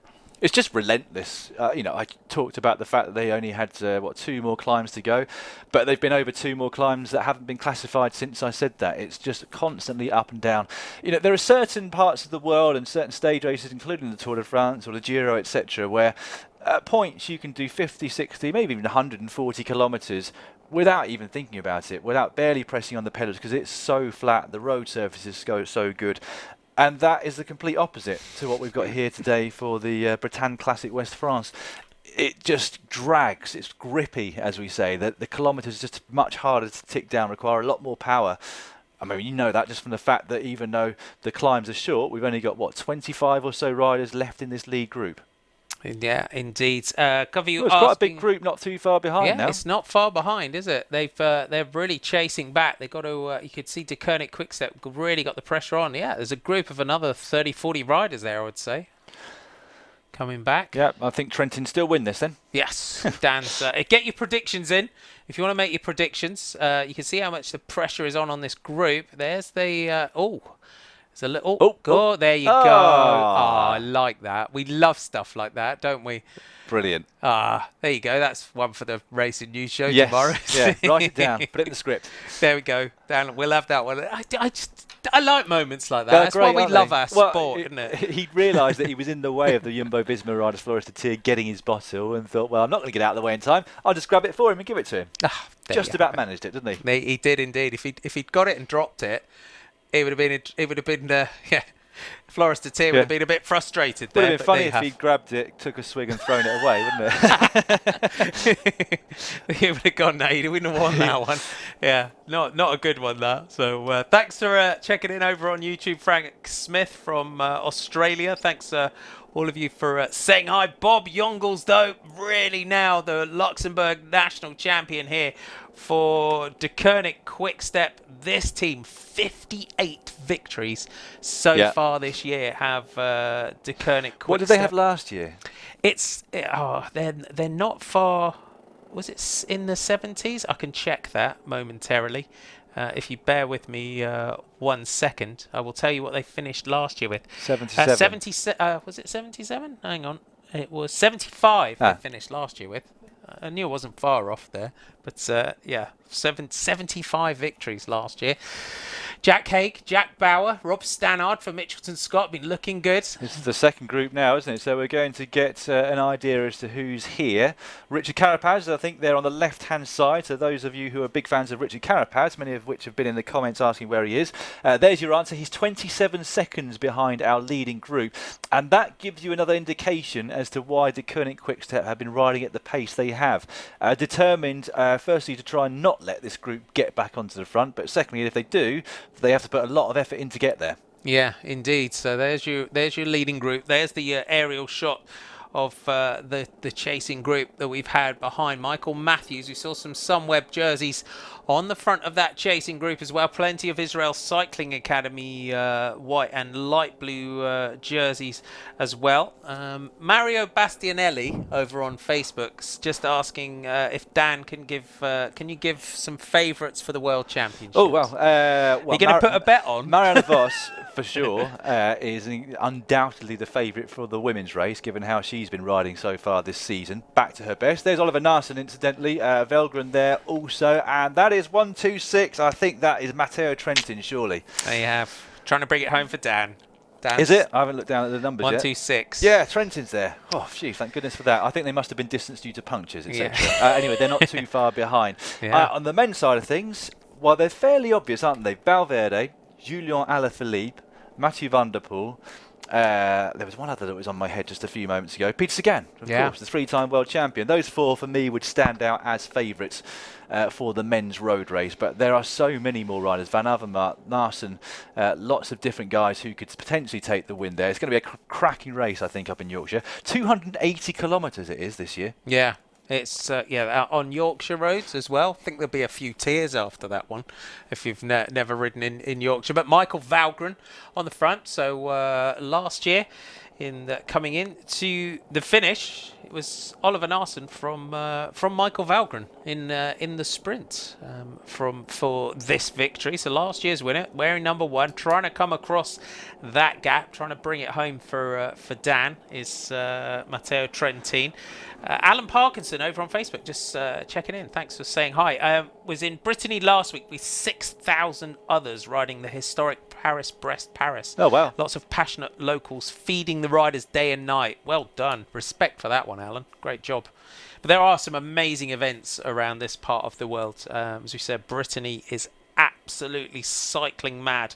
And this is the reason that this race went from GP Plouay, which was that traditional circuit where we had the Worlds back in 2000, Roman Weinsteins, I think, when we had the World Championships. That's right, yeah. in Plouay, and became more of a classic around Brittany just to showcase the countryside as well. Simo Toro saying, where's Alan Marangoni? Didn't hear his voice. So this group, we haven't quite let him into the English commentary yet, Alan Marangoni, but look at that. That was a nice little skip across there. Over the gravel. Van der Poel would have taken some air across. He would have crossed it up out there, wouldn't he? Well, we're given a gap of 19 seconds, but that gap is taken between two of the motors on the road, one of which is the one that's giving us our camera pictures of Bob Jungels there at the front. Well, that must have been quite exciting. There's a little bit of air there for Matteo Trentin, photographer capturing it, hopefully. So the gap is certainly not 20 seconds between the back of the group, which is the important one for that trio. Yeah. So if you've just joined us, Trentin, last year's winner and winner 3 years ago, Oliver Narsson, as well as Michael Velgren, are just off the back of this group now. We're not entirely sure why they were distanced in the first place, but they're almost onto the coattails of that group now. The big question is, how much will this effort have taken out of them for this final 25 kilometres of the race? Because that would have been a hard chase. Yeah, definitely. You can have those three, though. Big classic riders, quite used to the distance. Look at this beautiful aerial shot here. 27.4 to go. 3 pre-race favourites, you would say. Oliver Narsson, Michael Valgren and Matteo Trentin about to latch on to the back of the group. And for Mitchelton Scott, they got the 3 riders in there. Jack Haig, Rob Stannard and Jack Bauer. So again, there'll be a lot of chat going on. Again, if you're new to cycling and you you see the riders grabbing their jersey and kind of looking down. The radio communication between the riders and the team cars. So the riders from Mitchelton Scott who are sat on the front of this group just behind De Koning Quickstep would know that Matteo Trentin is coming across the gap, and now they're right into the slipstream of this group behind. So this now, Dan, changes the dynamic of this one completely. It does, doesn't it? It's surprising not to see perhaps one of the teammates of these riders coming back just to help them across that last part before they get to this next uncategorised climb. I think I'm right in saying the next, maybe it is the next one, the Côte de Martyr, 2.5 kilometres long at 4% max, 12%, 4% average, should I say, 12% maximum gradient. I mean, it's going to be tough for them, I would say. They're very, very strong riders, as you pointed out already, Marty, but they're joining the coattails of this group at the exact point at which they go uphill for, well, one of the longest climbs of this race, in fact, 2.5 kilometres. They're there now. There is Trentin on the back, but... well, it'd be interesting to see how well he goes up this climb and whether there's a split in this group. Bob Jungels looks like he's done for the day. The Luxembourg champion there on the left-hand side of this group. Garcia Cortina also done for the day, even though he hasn't been working on the front. Just goes to show you how hard this race has been. Trentin's going to have to be careful here. He needs to start making his way back up if he possibly can in case there's a split in front of him. And there you go. So you can see the attacks now come. Tim Wellens, Jack Haig right on there, really now forcing the pressure. Warren Barguil is also up there as well. Florian Seneschal in this group. So just as those riders latch on to the back, the attacks go at the front. And Greg Van Avermaet closes that gap down. So Tish Benut also up there as well. Jack Haig has a little glance around. Seneschal getting an opportunity, and this is agony for Matteo Trentin. He did a big turn to get that group across, didn't he? And this happens, isn't it? You just get across, wrong moment, and the legs just go. Viviani distance too, leaving just Florian Seneschal there towards the front for De Koning Quickstep. So that's a bit of a surprise given how he was looking just a few moments ago. Lucas Postelberger is the rider from Bora Hansgrohe who has also been distanced with the European champion. The rider for Team Cofidis 195, Pierre-Luc Perichon, is also there. So the dynamic very much changing in this race. I didn't see whether Velgren or Oliver Naesen managed to make their way back on at the same time and perhaps move further up the group. But certainly Trentin suffering. Not a surprise that, given how much of an effort he must have had to put in to get there in the first place. Yeah, Cunefroy, former World Under-23 road race champion, having a phenomenal 2019, is the AG2R Le Mondial rider, and he tried this, didn't he, about 50 kilometres ago, just after we came on air, and he was looking absolutely phenomenal. And he was really, we had that breakaway group that was that came back, this and then this really select group that managed to go clear. But Cunefroy was in particular one rider that really managed to drag this group away. De Tier and Postelberger are the riders.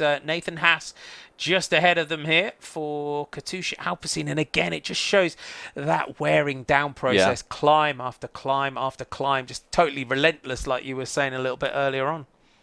These are my favourite sorts of races. The one where it's repetitive, short, sharp climbing, I absolutely love because it's not, it's just so unpredictable and the wearing down process comes from the back.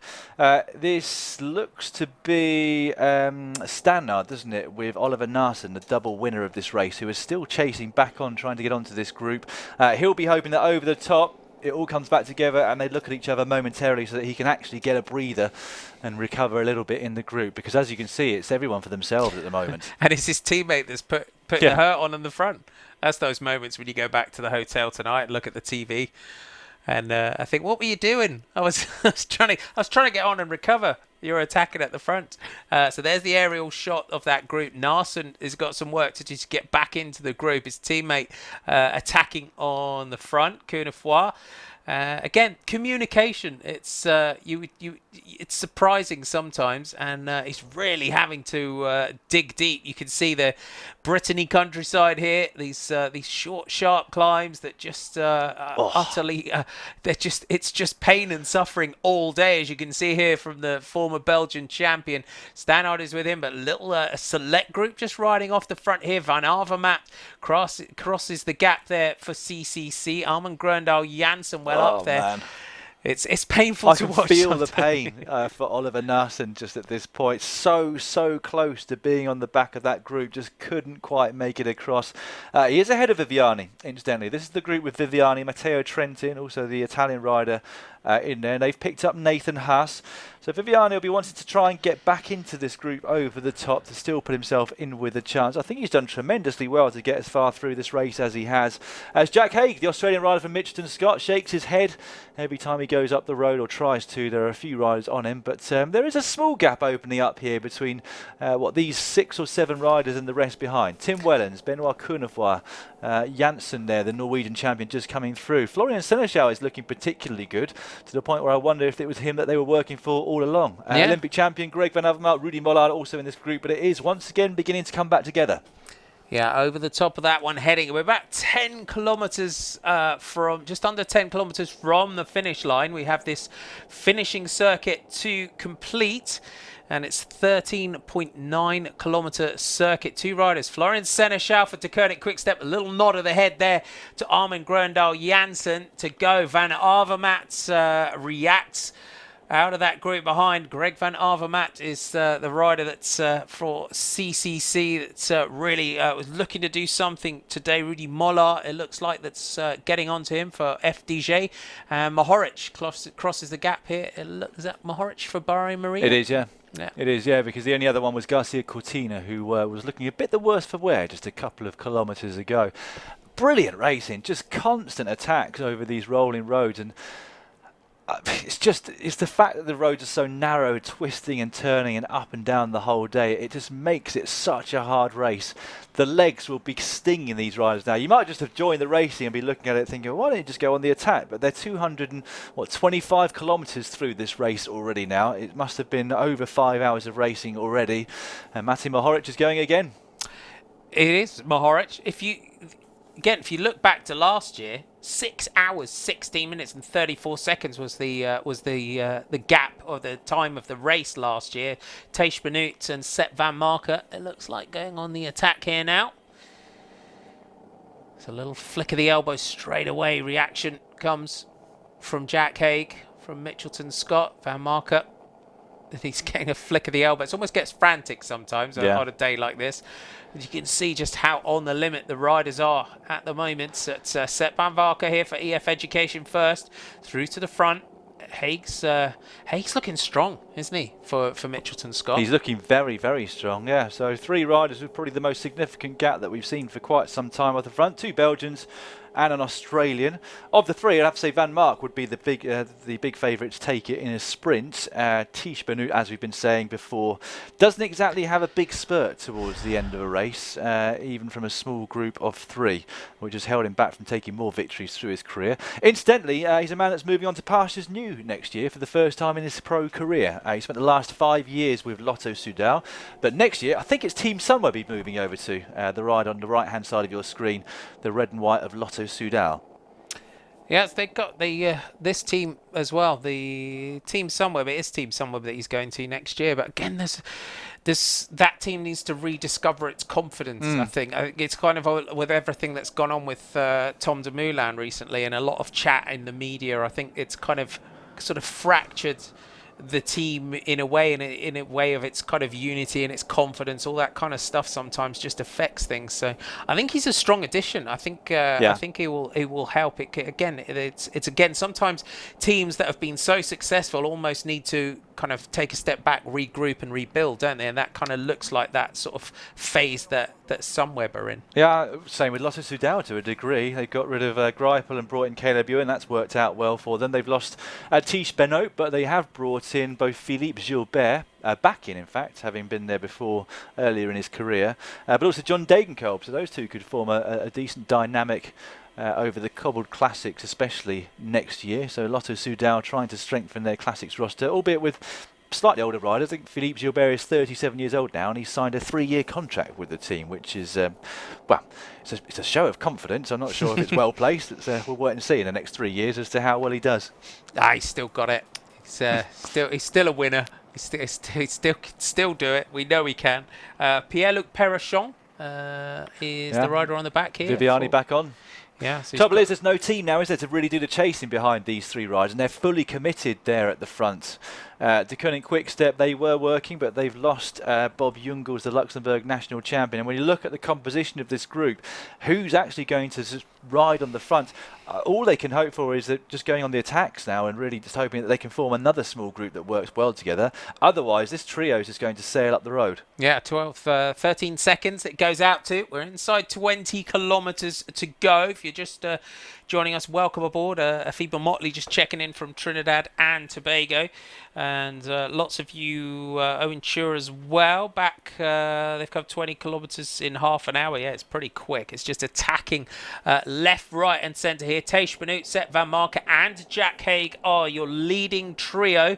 They're looking good here. As we said, Teish Benoot, Falotto Soudal has had a victory recently as well. And for Jack Haig, it's been an interesting couple of years really for Jack Haig, because again, when he first sort of turned pro, took his victories, he sort of comes out of that Avanti racing team of over there as well but took its team time trials, the Czech cycling tour. He's been up on there. He's had a few podiums and things this year, and there and thereabouts. And again, Jack Haig is a rider that's classy rider, stages in Tour of Poland in the past as well. So yeah, that's his only win, isn't it? Yeah. I was looking at pro cycling stats just a few moments ago. His only pro career win for Jack Haig, former mountain biker, in fact, from Australia, who has really just gradually developed over the years and one of the most respected mountain domestiques around really in 2019. But great to see him up at the forefront, as I said earlier, of a one-day World Tour race. Hard to see him winning from a group though. He's not known for his sprinting. As I said before, Van Mark would be the man who I put my money on if it came down to a sprint from these three. But they're looking good, aren't they? 20 seconds the gap with 18.4 kilometres to go. Three strong and very committed riders. This is going to be a tough group to bring back now. It is indeed. Teish Benoot, that sort of long loping style of Teish Benoot on the front here. In terms of that group behind, we saw De Koning Quickstep really throwing everything at that one. They've got Viviani and Florian Seneschal in that group behind. It's heading in towards the finishing circuit now, and Benoit Coudefoy goes on the attack. So Alexis Gouget is up there. Is it Tony Galopin that's going? It's Galopin, yeah, I think on the front. I think I caught a glimpse of number 4, but not managing to make a difference at the moment. Whether or not he's working for Coudefoy, but the Frenchman's already done a lot of work, Coudefoy, hasn't he? So I can't imagine he's got too much energy left in the tank now. But that looks to be Mohoric as well, trying to go across. But a gap of 19 seconds to a trio that's that strong is not something you're going to be able to cross on your own unless you're Superman today. Yeah, Floris de Tier there, Stannard right on the back. There's Viviani. It's kind of a matter of survival, would you say, at the moment for Viviani? It's here just kind of bear the battle that everyone's throwing at you, and if it does come down to a group sprint from this, then he'll still be able to pull it out of the bag. But as you said, this group, I think if they get to 30 seconds, they'll build. It'll start to grow out to sort of 45, I would say. Yeah, it's on the balance point, the tipping point at the moment, isn't it? I think as soon as it gets to 30. They're going to start looking at each other behind and know that they're fighting for 4th place or maybe 5th if Matej Mohoric manages to stay there. There just aren't the riders to do the work on the front. Mitchelton and Scott have got 2 riders there. They're not going to do any of the chasing, given that they've got Jack Haig and a guaranteed podium position at the moment. In fact, they've got 3 riders still in this group behind out of 7 who started, so they've ridden particularly strongly. This is a great race, I think, already, though, for Elia Viviani. I think he has been here just to kind of test his legs before the upcoming World Championships, and I think he'll be pleased with the outcome. When he looks around at the pedigree of riders in this race and has managed to stay there as a sprinter, I'd be very pleased indeed if I was him. Yeah, if the Italian selectors are looking at this one, they definitely would want you would just put him in the team just as a definitely as an outsider. I kind of caught a glimpse as well in there. I think Cyril Gauthier is in that group as well for Vital Concept. So there's one of those green jerseys behind. Michael Valgren, you can see there in the green and white of Dimension Data, has got himself up there. There's Gauthier, 2 riders behind him. There's Warren Barguil in the French national champions jersey. And still up there, just keeping Narsen's quiet. still Michael there. Matthews is still there as well. My prediction is still there for Team Sunweb. And then, as you say, Oliver Narsen not far behind him. But could this be a day? Nathan Haas has got back on there as well for Katusha Alpecin. It's Valentin Madouas there as well. And Tim Wellens, teammates up the road. Betancourt is still there as well for Team Movistar. Greg Van Avermaet. Van Avermaet needed to, again, it's easier said than done sometimes, but Van Avermaet needed to be up there and with this one when it went. But for the CCC rider, again, all these riders that are in this race have got such a great field. I think looking at the way this one has panned out today, if the World Championships is this exciting, we're in for a treat, aren't we? We are indeed. I'm pretty sure it will be, because those roads are equally as grippy around Yorkshire, aren't we? We'll get a good indication as to what might happen in the elite men's and women's races once we've seen the juniors and the under-23s competing over similar courses beforehand. Finishing in Harrogate, of course, it's just a matter of weeks away now, and I'm very much looking forward to that one. Yeah, so a few of you checking in as well. Giuliano Corsano, I hope I said that right, waiting for GCN to take over the Tour and the Giro. We're just trying to take over the world, aren't we, Dan? Yeah, we are. It's just quite expensive We're like to take Pinky in over the world, brain, isn't aren't it? one step at a time. Giacomo De Pietro just saying Viviani will likely not compete at the World Championships. And for No, Pietro, we were talking about that earlier, yeah. weren't we? That's what he did originally say, that he definitely wouldn't be because it was too hard for him. And then he seemed to change his mind and say that he'd test himself out here at the Grand Prix Plouay, I was about to call it, now called the Bretagne Classic, of course.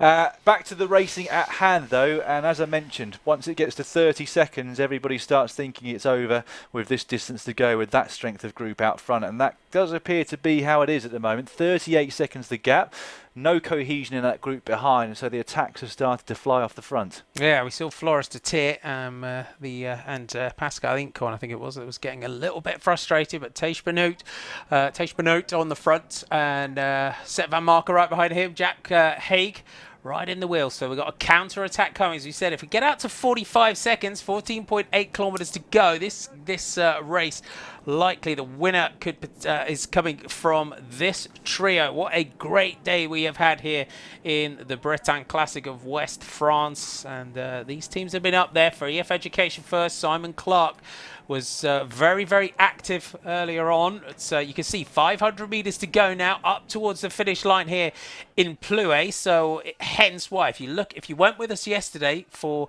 the women's race, and you haven't seen the Plouay finish before, this the way we get this kind of run, this sort of slight downhill run up towards the line. This is why when we talk about it in terms of someone like Viviani can just launch a great sprint if it comes down to a group sprint.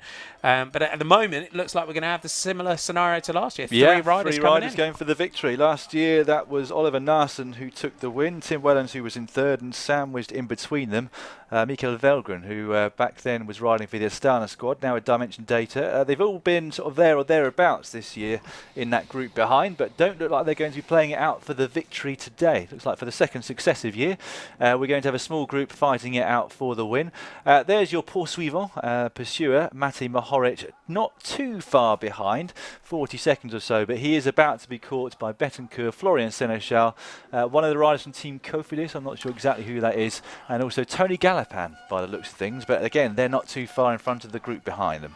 Yeah, Pierre-Luc Perrichon was the Cofidis rider that I caught a number on the back of the group. I don't think we got any other riders in there, but Betancourt on the back, Matthews on the front, having a little look around, so you could see again Matthews. You see all the gesturing, as Dan said, when you get to that gap, now everyone starts to think it's game over. For Mitchelton Scott, they're going to be happy with this one. They've got Jack Haig up there, but for Jack Haig, that's Matteo Trentin that's found his way back into the group.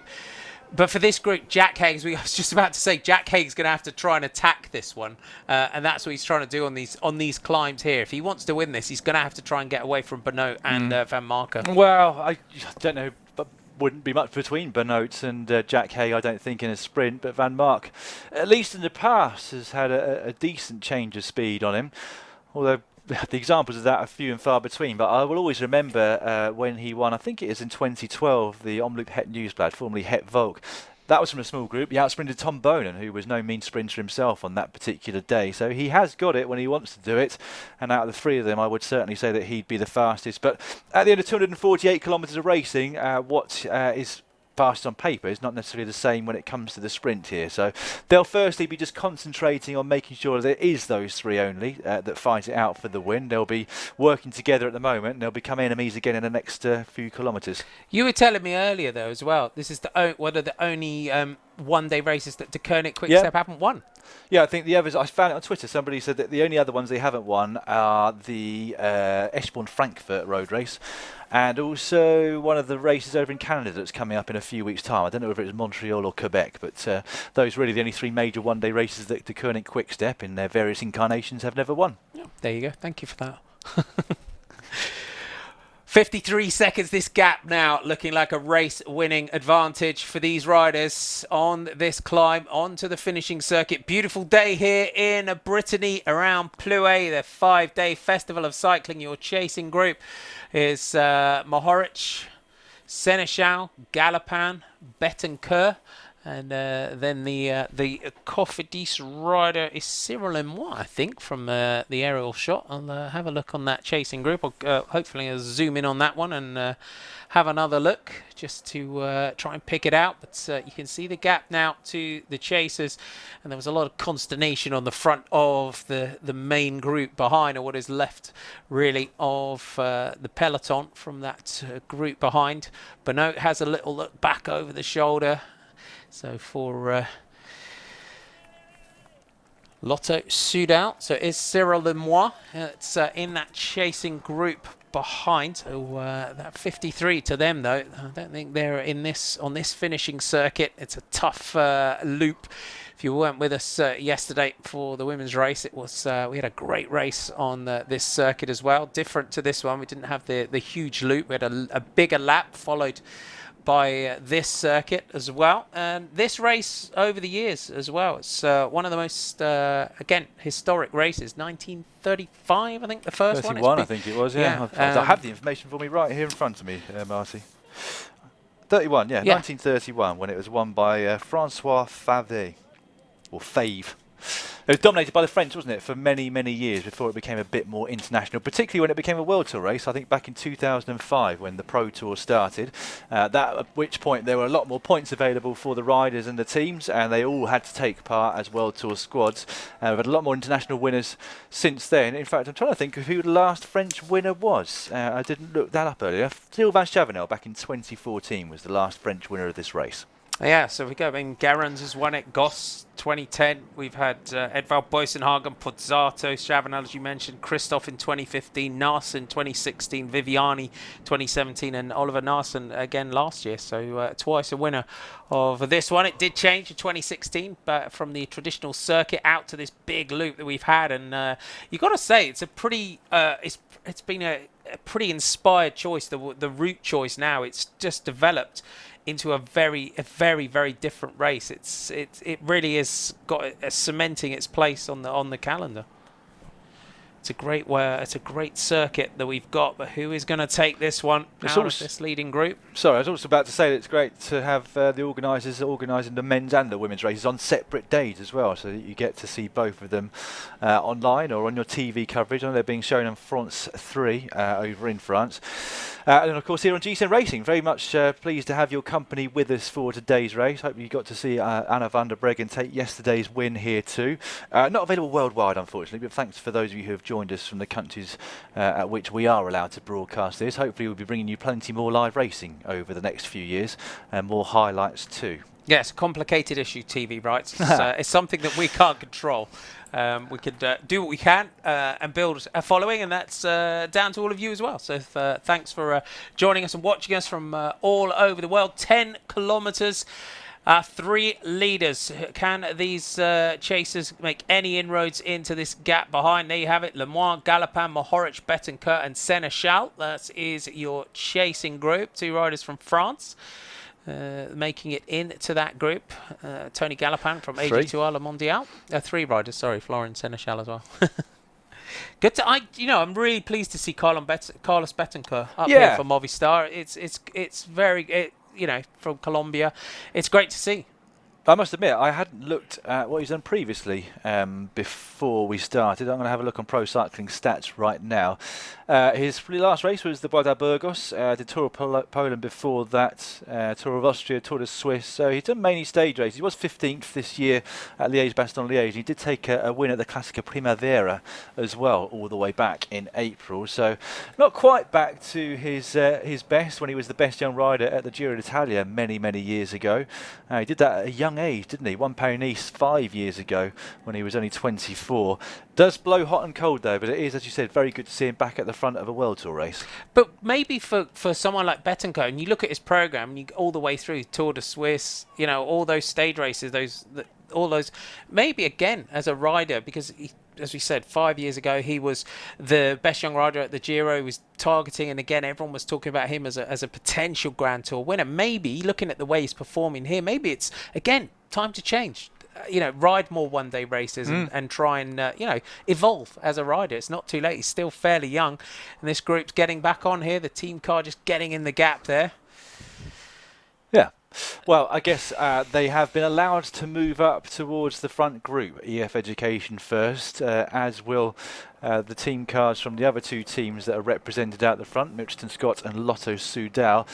They normally have to wait until it's a minute, so that might be an indication that it probably is a minute between this group and the front one, even though we've got that other counter-attack group in between. But not easy to pass, as we were saying earlier. When you're in a team car, it can be a nerve-wracking experience trying to go past the group, and that's exactly what we saw just then. And you do get, I mean, when you get into that position as well, when because you've got it in the car as a DS, you're looking left or right, and your mirror's looking in your central mirror as well. If you get into that position where you're coming up towards a corner, you have to know when, you know, you've got to judge where the corners are coming. And at some point, if there's a group like that, you've got to pull back and let the group take the corner freely. So as a, you know, when you're a sport director, you got to go through quickly. You got to pick your moment. You know, otherwise you get the communique at the end of the race, or you get back and the team owner's like, why did you get a 500 Swiss franc fine for that one-day race that you were at? So. Yeah, you have to be careful. I've got a little bit of intel for you, Have Marty. It's just come in on the comment section from a man called Victor Campenarts. I hope it's the real one. World hour record holder and teammate of Tish Benoit at Lotto Soudal. He said, I can see Tish is good by the way his back bends. The sharper the bend in his upper back, the better his legs are. So we shall wait and see, firstly, whether that's the real Victor Campenarts, let us know in the comments, but also whether he's right about his form. Probably is right, given that he's just taken his second career win just a few weeks ago on stage one of the Tour of Denmark, but he's going to need to be at his best to outsprint Sepp van Mark to the line. But there are a couple more drags and little hills before we get to the finish line in 6.8 kilometres, so if he's feeling that good, he might well go on the attack before we even get to the finish. Yeah, Sepp van Mark, it could be, you know, again, we've waited a long time for Sepp van Mark in the single day classics. He's always there and thereabouts. Such a popular rider as well as the Belgian, 31 years old now. I'm looking again on some of his stats. 2016, the ZLM Tour, the last victory. He had one this year, didn't he? Oh no, Tour. Looking, yes, he did actually. Correct myself. Tour de Haute Var was the victory that he had, and so took that one. Chasing group here, so they are on the attack. Pierre-Luc Perrichon with Greg Van Avermaet. So 48 seconds, 6.1 kilometres to go. But our leading group, it looks like it's going to run out the winners today. Van Avermaet, Olympic champion on that gold bike, just folds the hands over the brake lever hoods. Pressing on with this one. Perrichon there for Cofidis. Right, who's your money on out the front three then? Looks like it's going to be between the front trio of riders. Sepp van Mark riding for EF Education first. Jack Hay, who's never won a one-day race, who rides for the Australian squad, Mitchelton Scott. And riding on the front right now, that is, of course, Lotto Soudal's Tish Benoit coming. He's the last rider to have taken a win, so he'll be full of confidence. But there's a lot riding on this for all of these riders, because none of them actually are prolific winners. Haig's taken one win in his pro career. Tish Benoit now has 2 wins. And Sepp van Mark, Mark, if you could look at it for me now, Marty, he's not taken as many wins as you would expect. I think it's less than 10 in his career so far, and the biggest one of those was Omloop Het Nieuwsblad about 7 years ago now. He did take a win at the start of the year. 7 wins in his career so far, so between them they've got 10. Yeah, Teish Benoot, Jack Haig needs to take a flyer. If Jack Haig's going to jump the 3 of them. That's my prediction. And if not, Teish Benoot's going to get it. Is that right? We'll wait and see. I'm going to go for Sepp van Mark. I thought you were. That's why I went for Teish Benoot. Thank you. Yeah. Well, I left that one open for you. I left the door wide open for you there. We're going to find out in 5 kilometres, and the cat and mouse has already begun to start here with 5 kilometres to go. Sepp van Mark just missing his turn there as they take this chicane. Before they get this longer, narrow, straight road coming in just a few moments' time. So they're not fully committed now. They will know what the time gap is to the group behind. 48 seconds, as you can see on your screen. But Van Mark now not doing any more work. No, Sepp van Mark on the back now. And Jack Haig having a glance. I'd say this climb here for Jack Haig. This is the point where Jack Haig would need to launch something. I don't know if Sepp van Mark is going to take this down to a sprint. I think he's going to. I think he's going to go. I think he'd be quite confident out of this group in taking it in a sprint, but you don't know how they're feeling out there. Of course, 6 hours plus in the saddle already. It's been a long, very hard race. They've already done 244 kilometres of racing, so you just don't know how these riders are feeling. They've obviously been very strong just by the fact that they're fighting it out for the win, but one of them might be feeling a lot fresher than the others, and even if you're not a great sprinter, freshness is going to make a big difference in your finishing sprint to the line. So a lot still to play for. They're going to be getting pretty nervous now with 4.4 kilometres remaining. Yeah, indeed. So over the top of that one, Haig looks back. You just see the riders' names on the road from yesterday. Elena Cecchini's name. It's Teish Benoot on the front here. They've got to still keep working here. So Sepp van Mark has been sat on the back for a while, all the way up that climb. They've forced the Lotto Soudal rider. This is the Côte de Timerec, and it just keeps rising here. As you go through that corner, it's still very, very tough here. They still keep climbing this sort of top of the climb, falls flat through this section. Wow, I'm starting to get nervous for them, I have to say. Nobody, as you can see in the background there, so they're not in danger of being caught by any of the pursuers behind. We still think there is that counter-attack group, but starting to get very cagey. Who's going to put the first big attack in on this final 4 kilometres in towards line? Here's your third group. In fact, maybe it's the second group now. It seems as though from that number there on the left-hand side of your screen that the counter-attack has been swallowed up, but it's quite some way behind. Definitely the winner today is going to come from the top 3, but with the points on offer for the World Tour, you're still going to see a big fight behind for 4th place. Yeah, definitely. Van Avermaet goes again here for CCC. Is anyone going to react? Kunefoy and Grendel Jansen go right with him. So Greg Van Avermaet looking to try and go with the 4th place here. So the AG2R Le Mondial rider just flicks across to the right-hand side of the road. You can just see them just grinding all the way up this this climb here. He just doesn't quite have it, Van Avermaet, does he? I was saying earlier that he's just that couple of % short this year of what he's been in the past. Going on the attack there, he just couldn't make the difference. And in fact, Kunefoy kind of flew straight past him, at least for a few metres. So he's there or thereabouts. He just can't quite make the difference as he did back 2 years ago when I think he was at his best winning Paris-Roubaix. Was that just last year already? He's had a couple of great seasons, Greg Van Avermaet. But let's concentrate now on the front 3. This is going to be a slow 3.5 kilometres towards the line now, isn't it? Because it does drag up. They're starting to look at each other. They're starting to decide who's going to have the legs towards the end. They'll be thinking about what their own strategy is going to be to try and win this race. Jack Haig's looking fresh, isn't he? The way he's looking, he's really riding. It's great to see. He's looking really confident in the ways in this group, which is great for the Aussie.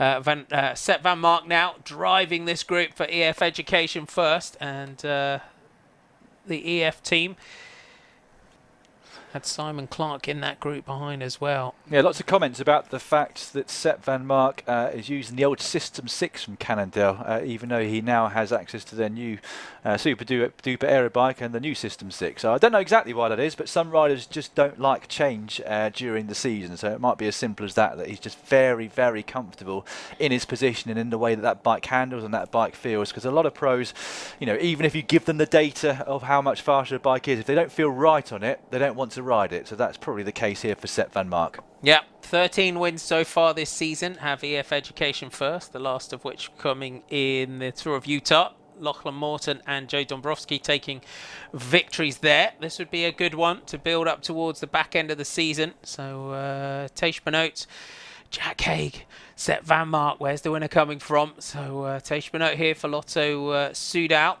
2.2 kilometres to go. Haig now driving on the front. Jack Haig, can he out-sprint this group? I think all three of these riders, we said, Teish Benoot's taken some good, a recent victory. And for Sepp van Mark and Jack Haig, this would be a big victory for them to take this one. Well, it'd certainly be the biggest victory of Jack Haig's career, given his only previous win was that stage of the Tour of Poland. I think that the Omloop Het Nieuwsblad will always rank higher than any race in France, perhaps apart from a stage win of the Tour for Sepp van Mark in the pink there. And Strade Bianche, although it's young, much younger than this race, that has become very prestigious very quickly. So it'd be the biggest stage or biggest victory of Jack Haig's career. For the others, though, it will be extremely prestigious, even if it isn't quite the biggest win of their career. Yeah, Strade Bianche becoming pretty iconic pretty quickly. Haig for Mitchelton Scott. So you're going for the Aussie team in the black and yellow. And Benoot goes. Teish Benoot decides he's not going to take it down to a sprint. Benoot goes for Lotto Soudal. Can Jack Haig get back on here? Sepp van Marke is right on the wheel. Benoot goes early. Haig just grinding his way back here. Jack Haig maybe should just take a flyer, go straight through. Well, I was just about to say that if he got anything left in his legs now, that would have been the perfect time to go. When Van Mark and also Benoot are on their limit. Benoot going again, just trying to make the difference. But again, the fact that they haven't got that change of speed, Jack Haig and Benoot, means that they can't make the big difference immediately when they kick. So 1 kilometre to go now and everything to play for amongst this front three. It is indeed. Sepp van Mark now on the front. Jack Haig just needed to just take an absolute go through like an express train, but Van Mark looks back from the front. What an attack from Sepp van Mark. There you go. You don't normally see a rider attack from the front like that, but what a move from Sepp van Mark here from EF Education first. Looked back into the eyes of Jack Haig and Teish Benoot. He saw Teish Benoot go early. He played his hand and he showed the other riders in this breakaway group that he didn't want to take it down to a group sprint. Sepp van Marken now, though, he will see the line ahead of him. Jack Haig is riding for second. The day is going to belong to EF Education first. It's going to go to the American team. Haig and Benoot are riding for podiums. Sepp van Mark's going to have time now to enjoy this one. He takes another look back. Inspired victory there. A big attack. There is your winner. The Bretagne Classic of West France. Sepp van Mark sits up and salutes the crowd. Benoot takes second. Haig a fatigued third. And now the sprint starts from the groups behind. Three leaders. Michael Valgren. And here goes Armin Grøndal Jansen. Greg Van Avermaet. But it's Michael Valgren that's going to cross the line. Benoit Cunefroy is there. So Grøndal Jansen throws the bike at the line. What a move from the front. Inspired. Well, it was, but the other two threw that away, didn't they? They looked at each other, both expecting the other person to go straight after Van Mark when he attacked. I mean, fair play to Sepp here for taking the win there. But I'm not going to say he was lucky, but they both looked at each other and he was just gone. He took a second glance behind as Michael Matthews wins the sprint for roughly 9th or 10th place on the finish line. They looked at each other. Sepp van Aert took another glance over his shoulder, saw that they hadn't even reacted after a couple of seconds, went for it 100%, and the result was never in doubt after that. You could see when he looked back, the way he crossed the line, he looks back and he's thinking, whoa, no chase there. Had that one. His reaction here is priceless. Yeah, isn't it? well, when he looked behind there, he could see that Jack Haig was looking over his shoulder. He knew he'd taken the win. His second of 2019, his 8th victory as a pro rider, which has been quite a long career already, in fact. I was teammates with Sepp back in 2011, where he just moved over from Top Sport Vlaanderen. So he's been a pro now for almost 10 years. An average of almost 1 victory per season. But a man that I've always been surprised hasn't taken more victories. He's always knocking on the door, isn't he? But he'll be delighted with that one. And again, sometimes it's just having it's sometimes for Sepp, you look at the races, sometimes just having the luck, isn't it? It's just everything coming together on the day. But you just saw that gradual, that throughout that last sort of 80k that we that through there when Benoit Cunefroy went on the attack, it was just a gradual wearing down process. And as we always said, it's a different dynamic over to, when you get over 200 kilometers. Yeah. But look at this. This is the attack. As soon as he goes, you can see Jack Haig looks across to Tish Benoit and vice versa. And I mean, it was done as soon as Sepp saw that there was a little gap. They both looked at each other. Didn't react at all. I mean, they could have reacted then, but they're still looking at each other at this point. He took another glance over his shoulder, saw that they were another 10, 15 metres behind. Didn't need a second invitation. He was 100% committed at that point, and there was no way they were ever going to get him back after they just looked at each other. Yeah, phenomenal. We're so used to just seeing, when you make your move where Tish Benoit went from. When you're on the front, it's so unusual to see a race move. Look at the gap that he opened here as well on the run in towards Plouay. Phenomenal attack. It's again the difference, though, between someone who has got that spurt, that change of speed, the ability to really kick on the pedals and put out 1,400 watts, which is what Jack Haig and Tish Benoit don't have, unfortunately for them. It meant that, immediately he had a large amount of daylight between himself and the rides behind, and that's what wins you bike races. So well done to Sepp van Mark. And again, as a rider, we'll see if I got another interview here.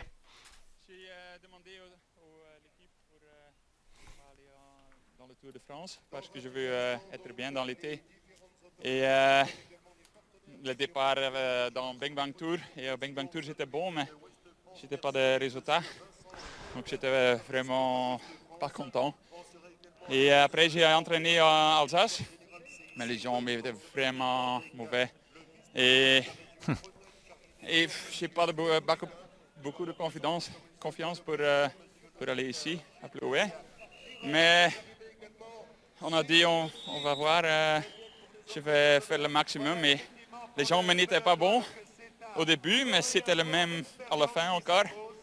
Et donc, quand je vois arrière, il était encore 50, 40, 30 coureurs. Et dans la finale, Benoît a attaqué. J'étais dans la roue, donc j'ai allé avec lui. Et c'était totalement à bloc le dernier 20 km et j'ai dit je vais aller à bloc avec lui et le Mans c'est le troisième et je suis très, très content qu'il n'a pas attaqué dans les dernières côtes parce que j'ai pensé quand Benoît aller à bloc, peut-être c'est pas possible pour moi mais je pense qu'ils étaient aussi à bloc et quand nous étions dans le top, j'ai dit ok, maintenant c'est pour moi.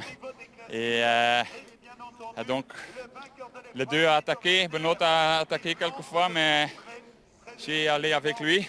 Il n'était pas content, mais je comprends. Mais après la dernière côte, j'ai beaucoup de confiance que j'étais plus rapide. Et donc, j'ai dit maintenant je dois gagner. En un mot, c'est la plus belle? C'est votre plus That's belle quite victoire? interesting. Still with us, he was saying that he had a difficult summer after not being selected for the Tour de France. He then went to the Bink Bank Tour where he had decent legs, but the results just didn't come from him. So he then went training in Alsace where his legs didn't feel great at all. So he came to this race without much in the way of confidence, and in fact didn't feel at all good at the start of today's 248 kilometre race. But as the kilometres ticked by and the group went down to 50, then 40 and then 30 riders, he began to grow in confidence, or growing confidence should I say.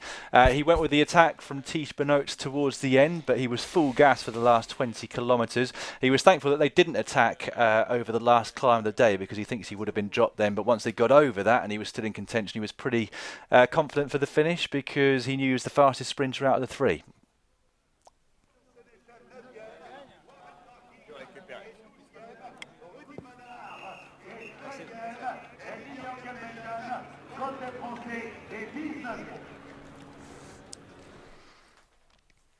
Oh, there you have we're here. You're back with us. I was just hiding my beer. yeah, you don't think it's joke. Dan, what can we say about that? What a great race. And I think looking at the route, the parcours, looking at the riders we had up there, those riders, Seth Van Marker, those riders that are just trying to get their form right for the Worlds, it gives us a pretty good idea, doesn't it, of who's where and who's still got some work to do. It does. But you've got a difficult decision to make if you're the Belgian national team manager now, haven't you? Seth Van Mark showing that he's coming into some good form. Tish Benoit also proving exactly the same. You've got Greg Van Avermaet there. Oliver Narston wants to be selected, and they'll all want to have their own chance at the World Championships in Yorkshire, won't they? But will they get it, or will they have to ride for one person? We'll have to wait and see. But that was a good prelude, I think, to what's to come in Yorkshire in a few weeks' time. Yeah, it was indeed. I hope you enjoyed that as much as we did. Remember, don't forget, subscribe to GCN Racing if you can. Like, share and follow on Facebook from Dan and me, Marty. See you again soon. Bye for now. See you later.